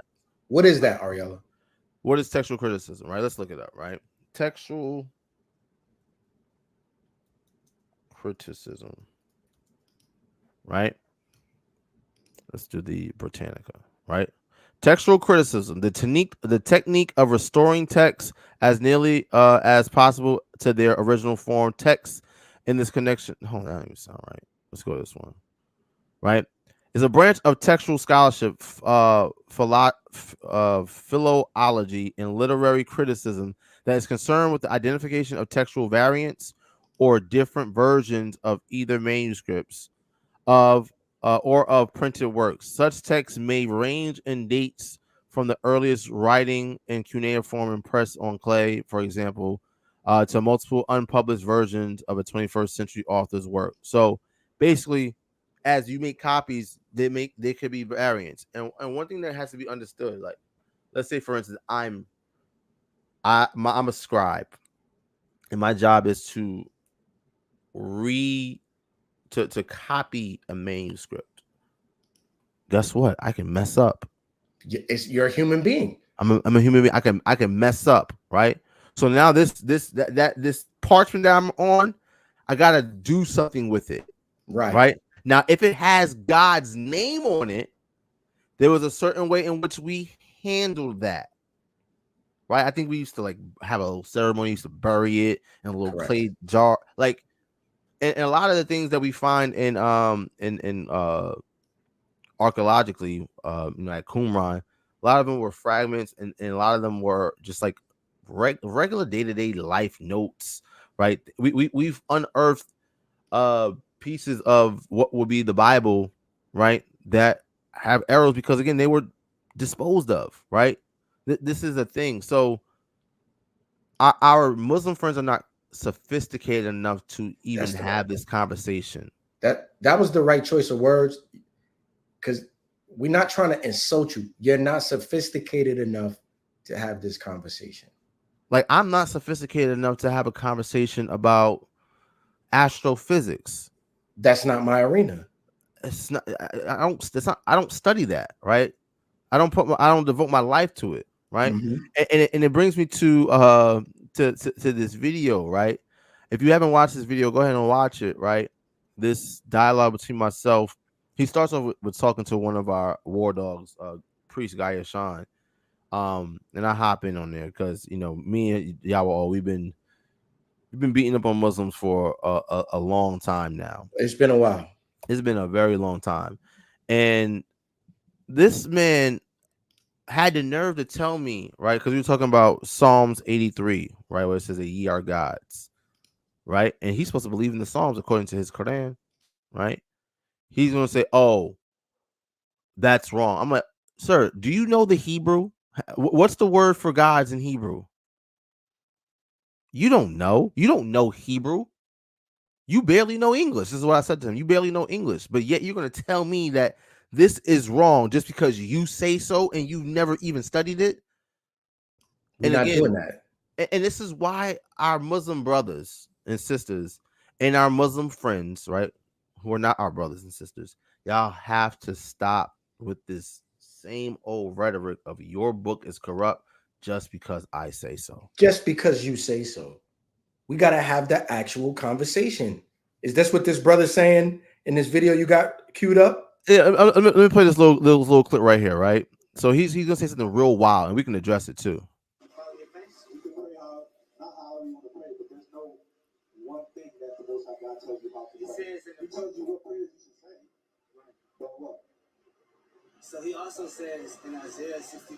So he says in Isaiah 63, right? And Deuteronomy, he'll have a helper, right? This is what he's saying.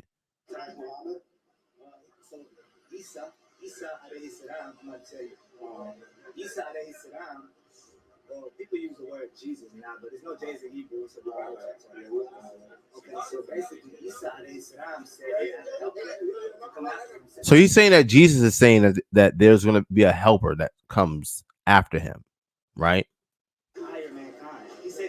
For the entire mankind. Here's the problem: Jesus Christ says that he was not sent but unto the lost sheep of the house of Israel. So why would he be talking about the entire mankind? That's counter doctrine. We got to deal with that. Jesus Christ don't care about all of mankind. Jesus Christ has come to conquer all of mankind, for the record, right? And he was only sent unto his people, right? Let's keep going.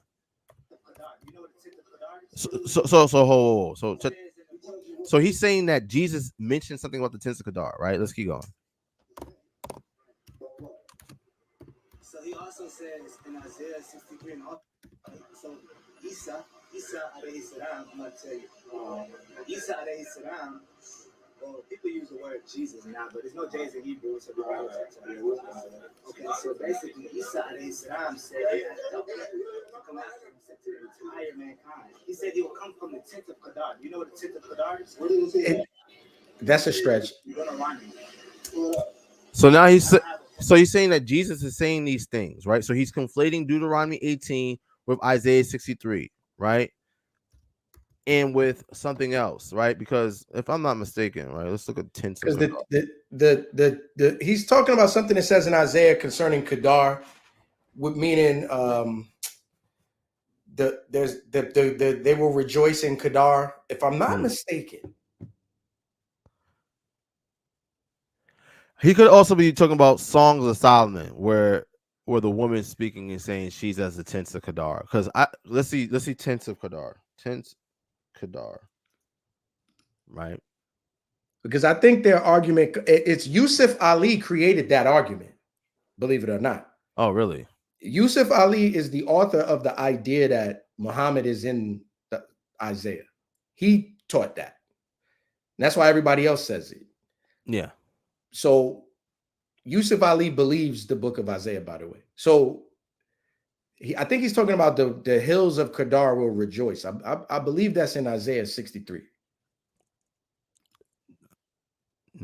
Oh yeah, only Kadar appears in Isaiah 21, 42, 60, right? Maybe it's Regardless, 60 and 7. all right. So all the flocks of Kadar, boom. Now check this. Here's the problem with that, right? When we look at Isaiah 60, right? It says, "Arise and shine, for thy light is come. The glory of the Lord shall rise upon thee. For behold, the darkness shall cover the earth, and gross darkness to people. But the Lord shall rise upon thee." Who's the thee? Israel. Yeah. "And his glory shall be upon thee. And the Gentiles shall come to thy light, and kings to the brightness of thy rising." So the Israelites have light. The rest of the world is in darkness. The Gentiles, the other nations, have to come to Israel's light because they don't have their own light, right? Yes. It goes on to say, "Lift up thine eyes round about and see. All they gather themselves together. They come to thee. Thy son shall come from afar, thy daughters from shall be nursed by thy side." Right? "Then thou shalt see and flow together, and thine heart shall fear and be enlarged, because the abundance of the sea shall be converted unto thee. The forces of the Gentiles shall come unto thee." This word forces means riches. So God's saying that the Gentiles are going to bring their riches to the Israelites, right? It says, "The multitude of camels shall cover thee, the dromedaries of Midian and of Ephah, all they of Sheba shall come, they shall all bring gold and incense, and they shall show forth the praise of the Lord. All the flocks of Kedar shall be gathered together unto thee.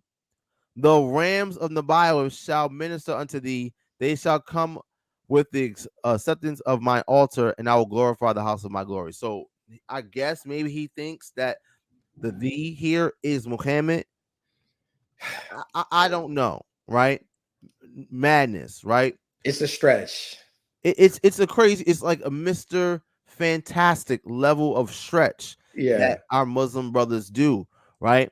They also, what's it? I think Isaiah 43, where they say he's altogether lovely, right? Yeah, that Mahmadim.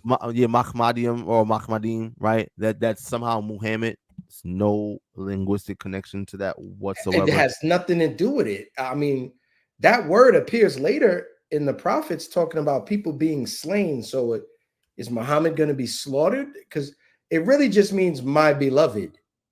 Yeah, But it's Songs of Solomon 5 and 16. And in the dialogue, I had this conversation with him, right?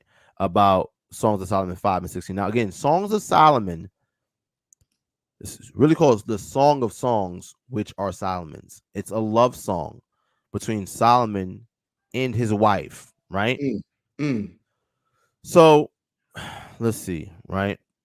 Admiration by the bride, right? This is the header right here, right? "My beloved is white and ruddy, the chiefest among 10,000. His head is as the most fine gold. His locks are bushy and black as a raven." So she's talking about a man, right? Who's that man? Solomon, not Muhammad, right? Just for the context, right? It says, "His legs are as pillars of marble, set upon sockets of fine gold. His countenance is as Lebanon, excellent as the cedars," right? He's tall, right? "His mouth is most sweet. Yea, he is altogether lovely. This is my beloved, and this is my friend, O daughters of Jerusalem," right? So when we look here, right, Mahmadium, right, or Mahmudim, as our Jewish friends would say, more than likely. mhm. Mahmadium, not Muhammad, not Muha. See, in Hebrew, you have a ha character and you have a cha character. This word is Mahmadium, Mahmadium, not Muhammad. Yo, they've been holding on to this argument for a long time. You know what I'm saying? That is a weak position. Let that go. Y'all can do better than that. That word has nothing to do with the man who came in the 600s to push a new religion, a new world religion, by the way. One in which is contrary to the Bible. Come on now. For the record, the God of the Quran and the God of the Bible are not the same God. Not the same. Right? The God of the Quran allows you to eat pork in a life or death situation. The God of the Bible says that he's given no man license to sin. And we see countless examples of people who are put in life or death situations who chose death rather than eating pork. That's the way the Most High had it set up. Now you got Hebrew Israelites trying to justify eating pork, period, keeping damn Thanksgiving. How do you ruin corn? You Yeah. put you put bacon in the corn, bro. We're not talking about that. Go ahead, I. God, right? So this is the silliness that our brothers come with because their minds are muddied with Islam and the rhetoric that comes from a people that actually think that they're raising heads and what do they call it? A Jewish with a slit nose, Yeah, all you types of your derogatory greatest terms. achievement is lifting your palms off of the earth to walk on 2 feet. That's a Muslim scholar early, Yeah, Al and Jaylalan. that's how they feel about you, It's black. like not Al Jaylalan, Ibn Kathir. Kathir. You see, so my brothers and sisters, right? So-called black Hispanics and Native Americans, you have to stop following Islam because it's not for us, right? But let's keep going.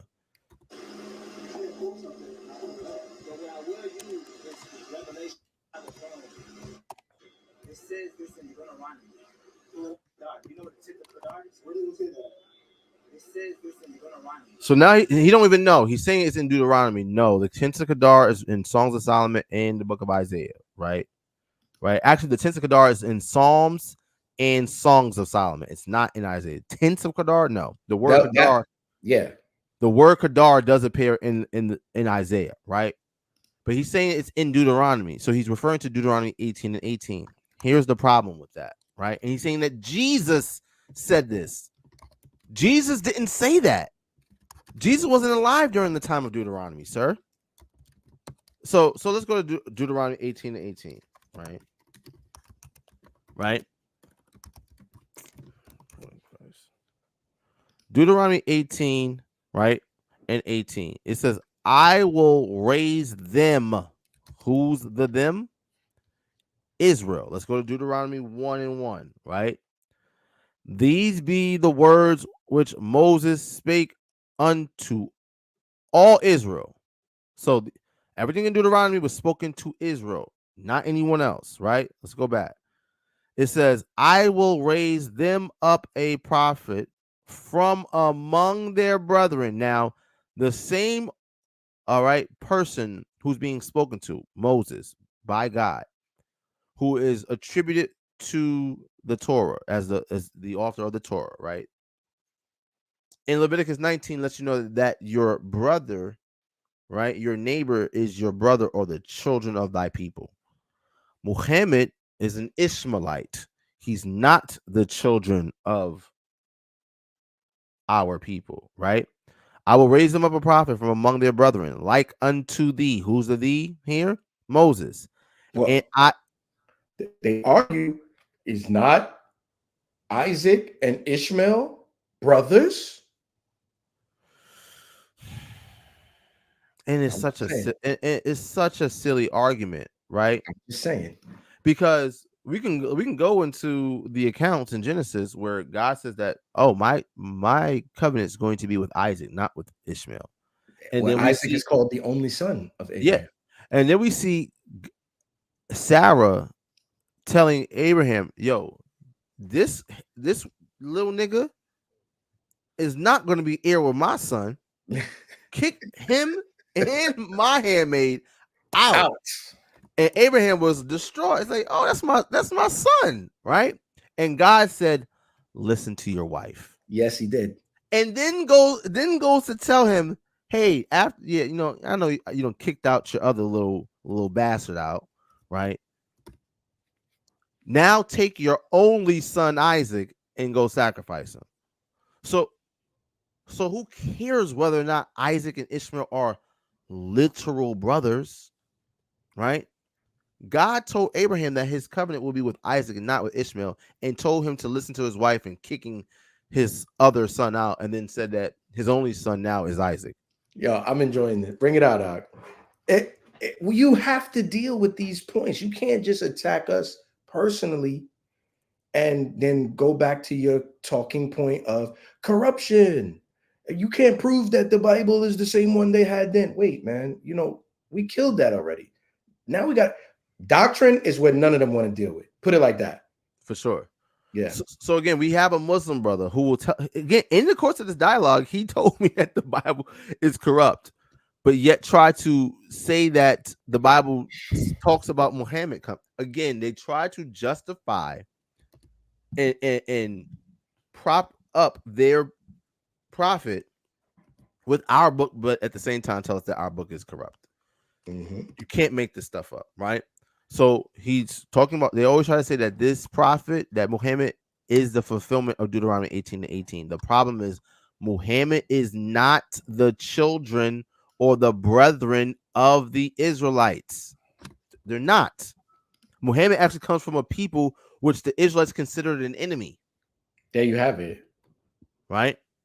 We look at Joseph. Joseph was sold by the Ishmaelites into Egypt. But we're brothers. Okay, cool. Right? It says, like unto thee, and I will put my words in his mouth, and he shall speak unto them all that I shall command him. They say, oh yeah, Muhammad, he spoke everything that God said to us. No. This is talking about who the world calls Jesus Christ. It has nothing to do with Muhammad whatsoever. All right. Let's see if there's any more on this I want to cover. I don't have a phone. But what I will use is revelation like an actual scripture. So basically, that's Google. Google going to say you out there. Go out here. The word Kadar does not appear in the book of Deuteronomy, brother. Wait for you to speak, and then you can wait for you to speak. But we're not going to, you know what I mean? We're having a conversation. Now he's gonna complain. Yeah, sit on that, right? So this brother, And stop complaining. Excuse Slakia. Stop complaining. Y'all complain to get out of dealing. Now everything is offensive and brothers not letting you talk. Ariella wasn't being like that. He was letting you talk. So that bothers me, bro. I'm sorry. no, it's all good. No, it's all good. Now, back on these Muslims, right? And their book, right? I came across this right here, right? And it has a lot of different sources to back up these claims, right? But I want to jump down to this, right? Because again, right, Muslims teach that the Quran, right, has been the same, right, since the beginning, right?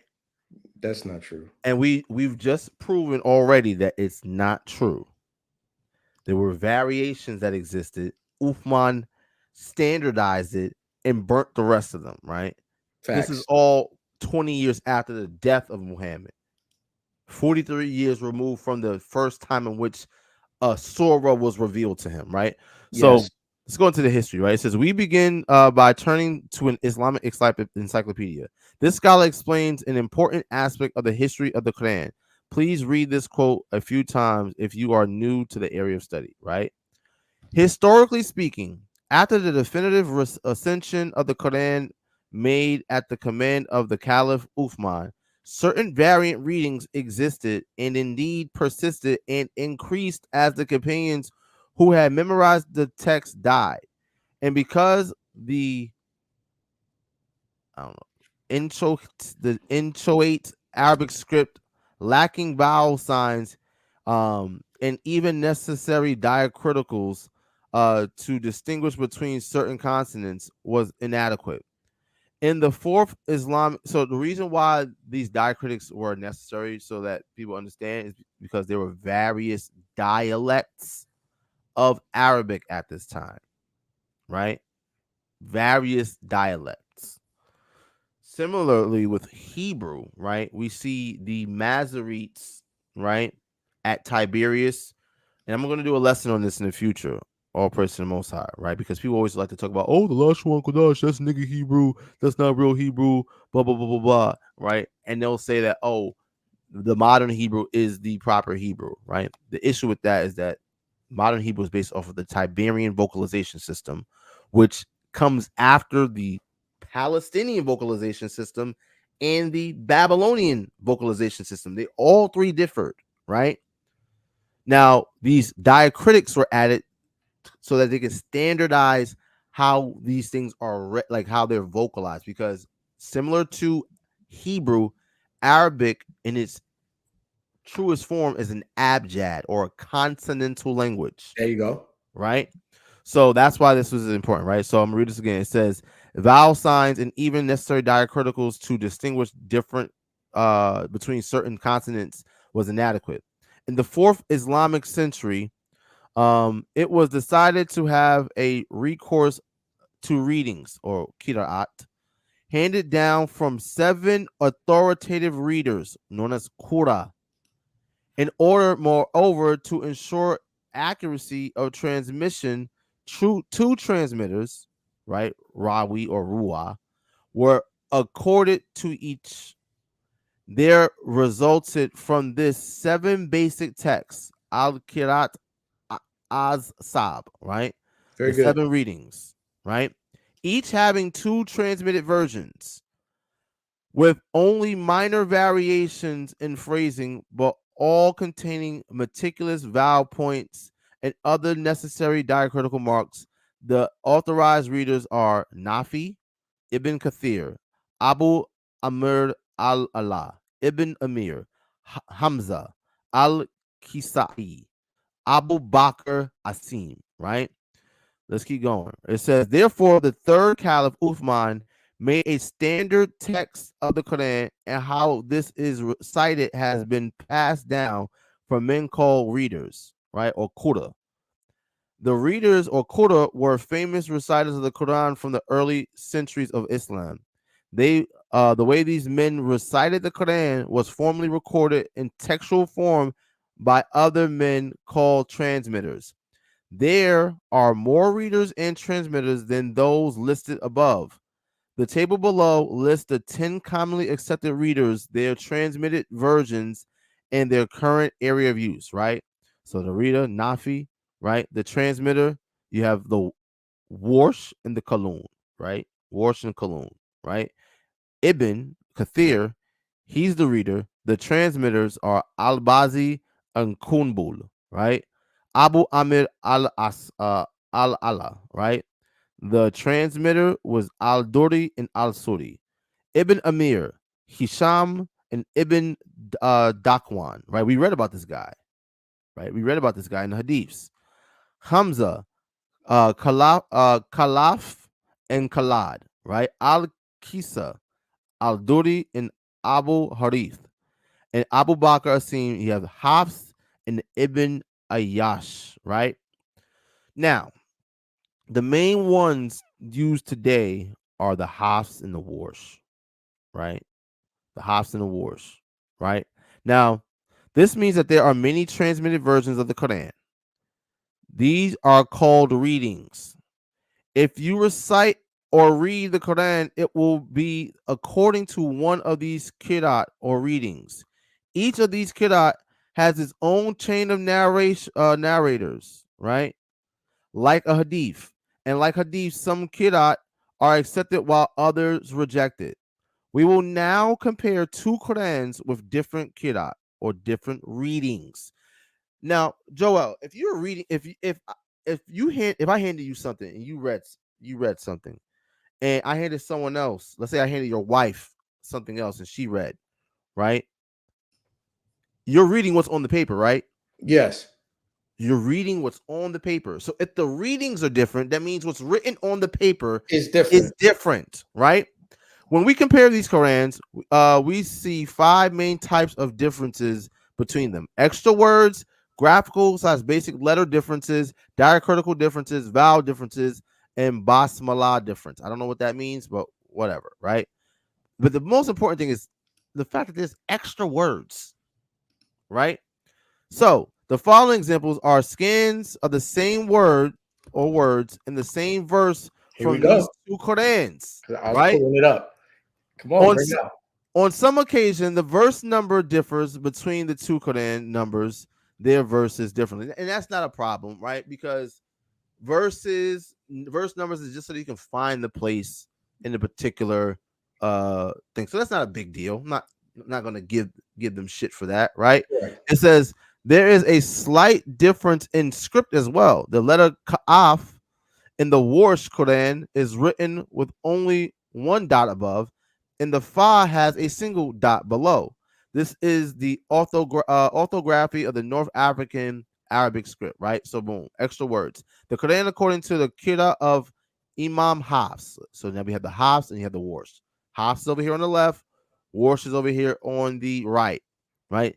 This is for Surah 57 and 24, which corresponds with 57:23 in the Warsh, right?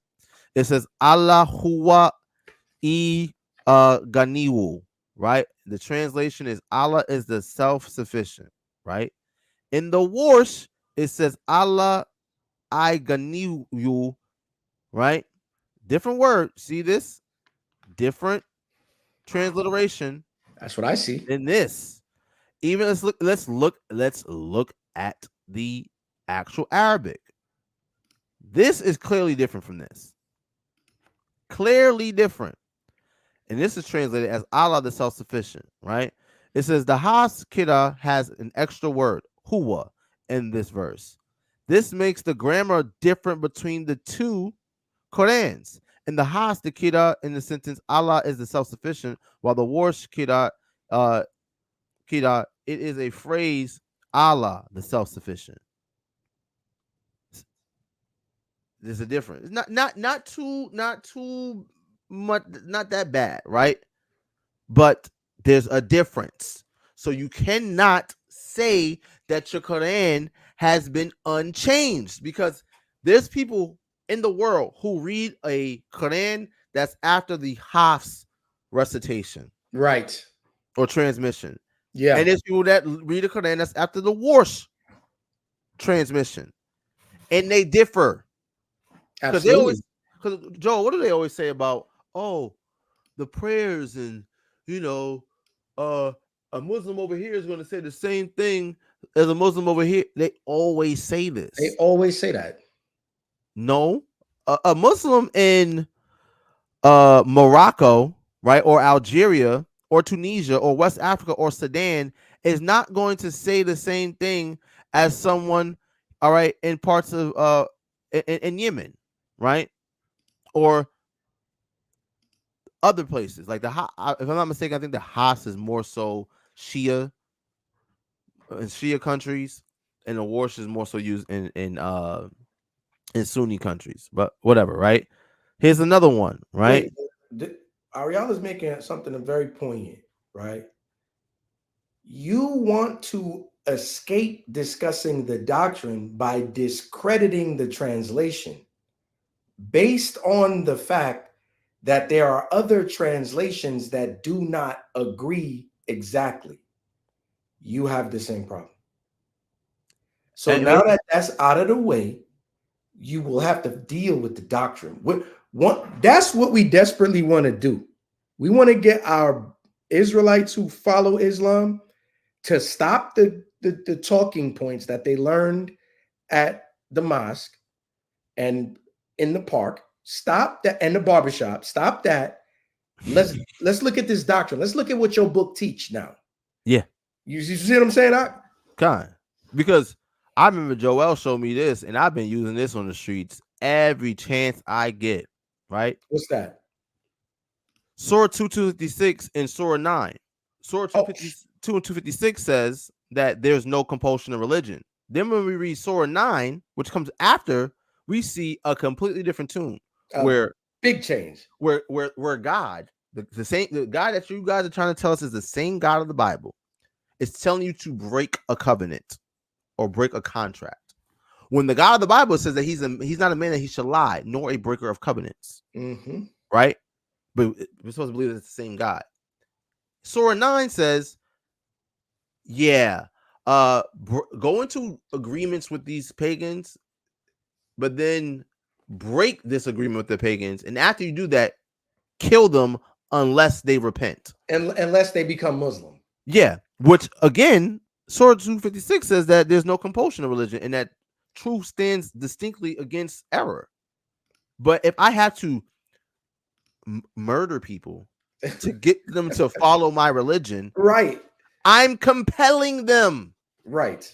The same way that you guys compel the Persians of the Sasanian Empire, right? Most of North Africa. To follow Islam is to stop following Zoroastrianism. The reason why the Ayatollah, right, and the people over in Iran, in Pakistan, right, in Afghanistan are Muslim is because Muslims followed Surah 9. They went and fought people and killed them to force them to follow their religion. That's a fact. And they did the same thing in West Africa. And they enslaved West Africans who we descend from. So my black Muslims, my brothers, you thought that you were getting away from the white man's religion and Right. Christianity, and now you're going to get Islam because it's not the white man's. It's the Arab man's who did the same exact thing that the white man did to you. Same thing. The same exact thing. And then you pick up their rhetoric. All right, you've been indoctrinated, and they tell you, "Oh, our books never change, and your book is corrupt." And blah blah blah blah blah. But we can see clearly that there's differences in Qurans that exist today. This is post Uthman standardizing it and burning the other variants. Can I get one in there? Bring it out. 2007. The Topkapi manuscript on page 87 and 89, right, has Muslim scholars published a copy of it. On page 87 and 89, they put a table that shows 44 textual variants. You said the Quran does not have that. You bring up that the New Testament has over 5,000 textual variants. Most of it is spelling, book, chapter, verse numbering, right? You don't care about that though. Yeah. You're just calling out that there's a variant that exists. You have the same problem. And it goes on to say, early tafsir literature mentions numerous variations of consonant structure. Here are tafsir is their top scholars breaking down the Quran. Me and Ariella learned that in 2020 from that Algerian Muslim. Yeah.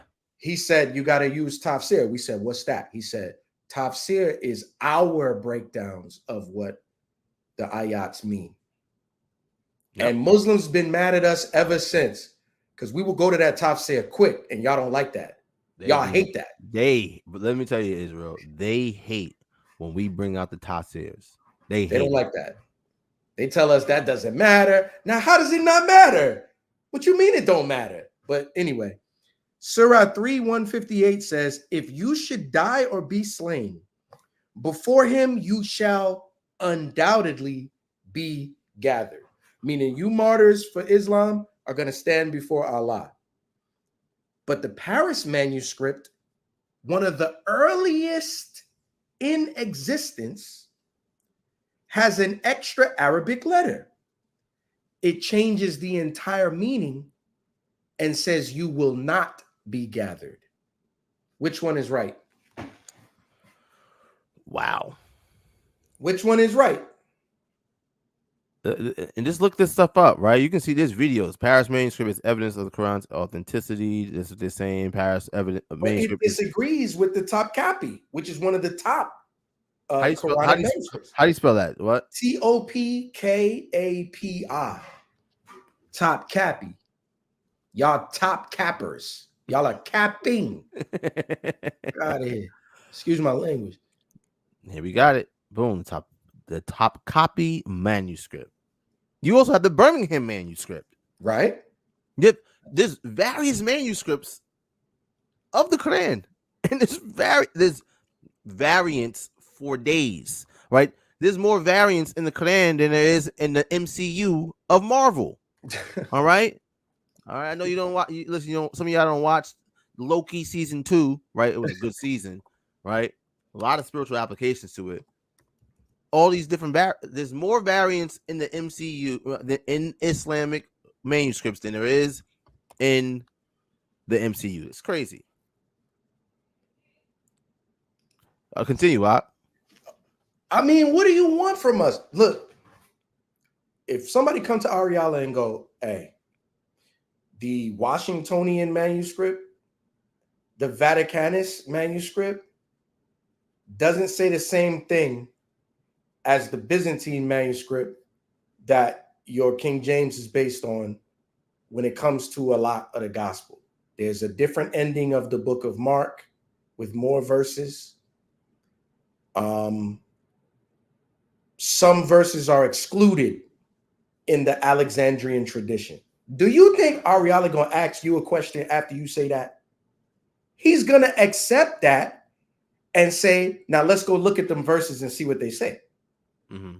Let's see if the doctrine changes. Let's see if these verses do what this just did, turn an affirmative into a negative. Let's see. God. And here's the issue too with that argument. The Alexandrian manuscript tradition has so many problems, right? One being, let's think about it, right? Let's think about the apostles, right? They never went to Alexandria. Mm-hmm. You had an issue in Alexandria, right? You had a lot of Jews living there, right? And they were mixing a lot of Greek and Egyptian philosophy and mythology into their keeping of Torah, right? It's called syncretism. That existed, right? And truly, the Alexandrian manuscript tradition was propagated as being older than the what's the other one?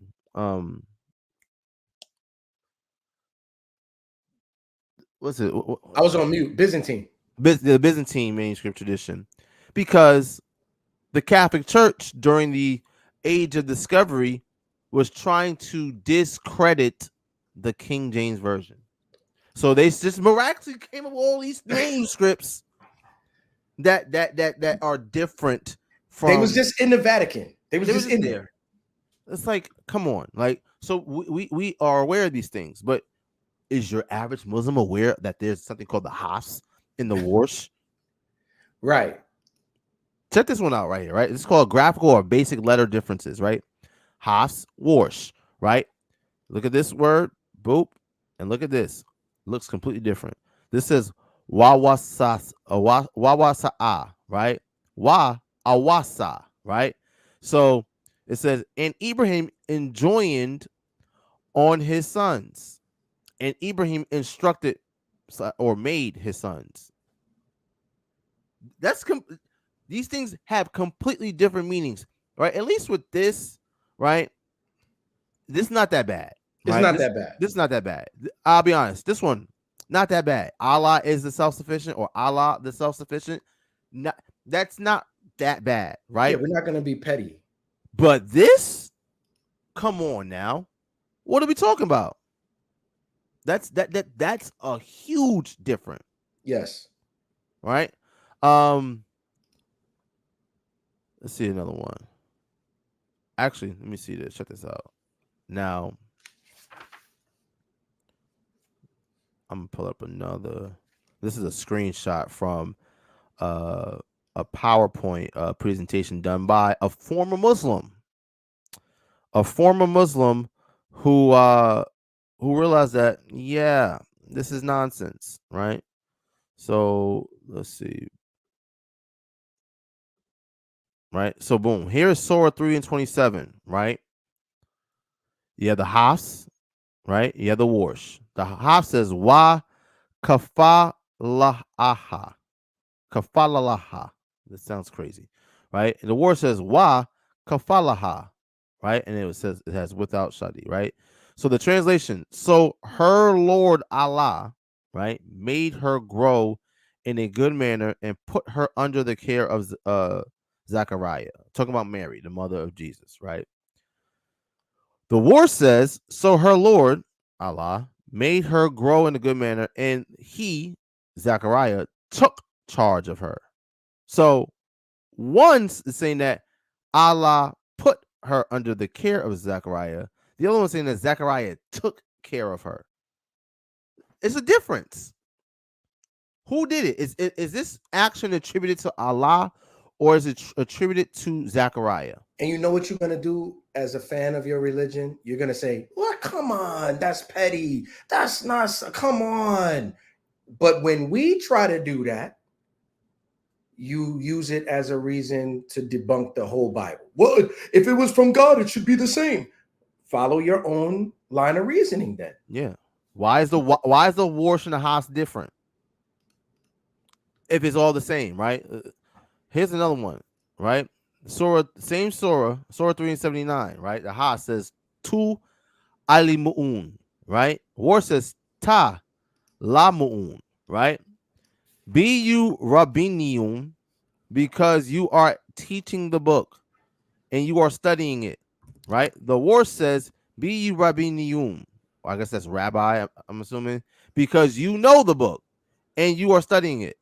Which one is it? Do they know the book or are they teaching the book? Teaching and knowing are two different verbs. If I say that I know something, or if I say that I teach something, it's a difference. I can know something and not be able to teach it. Clearly. But again, these are variations that exist today in the Quran, which you guys say has been unchanged since Muhammad, right? It's been perfectly preserved. This is the rhetoric that you guys come with when having conversations with us. Anything else you want to bring out, y'all? I just want to say that anybody that suggests that we had an echo chamber, I promise you, this man Ariala will make himself available to discuss these topics and more. Of course, we have more. Yeah. These topics and more live whenever you want. Whenever. The reason we're doing it this way is so that the people that are watching can learn without the knowledge being cut and an argument breaking out and making it confusing to follow. I thought this was easy to follow. We gave our sources and positions, and we taught it piecemeal. It was easy to digest. It was educational. If you suggest that you want to refute any of these claims, whenever you see this video, I can guarantee you that this brother here, he will make himself available, and so will I. That's what I wanted to say. Khan, for sure. Brother Yawal, I love you, King, and I truly appreciate you coming on. You want to plug anything in closing? Feast of Dedication coming up. That goes for, I'm plugging Israel. Make sure y'all lock in, get with a body, and keep the Lord's feast day. All right, that the Maccabees brought in for us. Also, if you're looking for more edification, we have a Patreon channel, patreon.com/SOT Israelites. And of course, our YouTube, youtube.com/@SOT Israelites. If you would like to hear some more edification. All right. I want to thank Ariala for sharing his platform with me today. Khan, all praise to the Most High. All right, family. Again, I hope brothers and sisters were edified. Again, my Muslim brothers and sisters, right? Don't just come on the I guarantee you, y'all all, there's going to be a Muslim that's going to come once this is aired, right? It's going to be a Muslim that's going to come on the comment board and they're going to just type a whole bunch of nonsense and not address anything that has been brought out today. They're not. They won't do it. But if you are a so-called Black, Hispanic, and Native American, you follow Islam, right? Know that you are an Israelite, right? And an Israelite is superior to an Ishmaelite, thus save the Lord. So you should not be following the ways of a people that's beneath you. You should not, right? You should come into the knowledge that you are an Israelite and keep the commandments that the Most High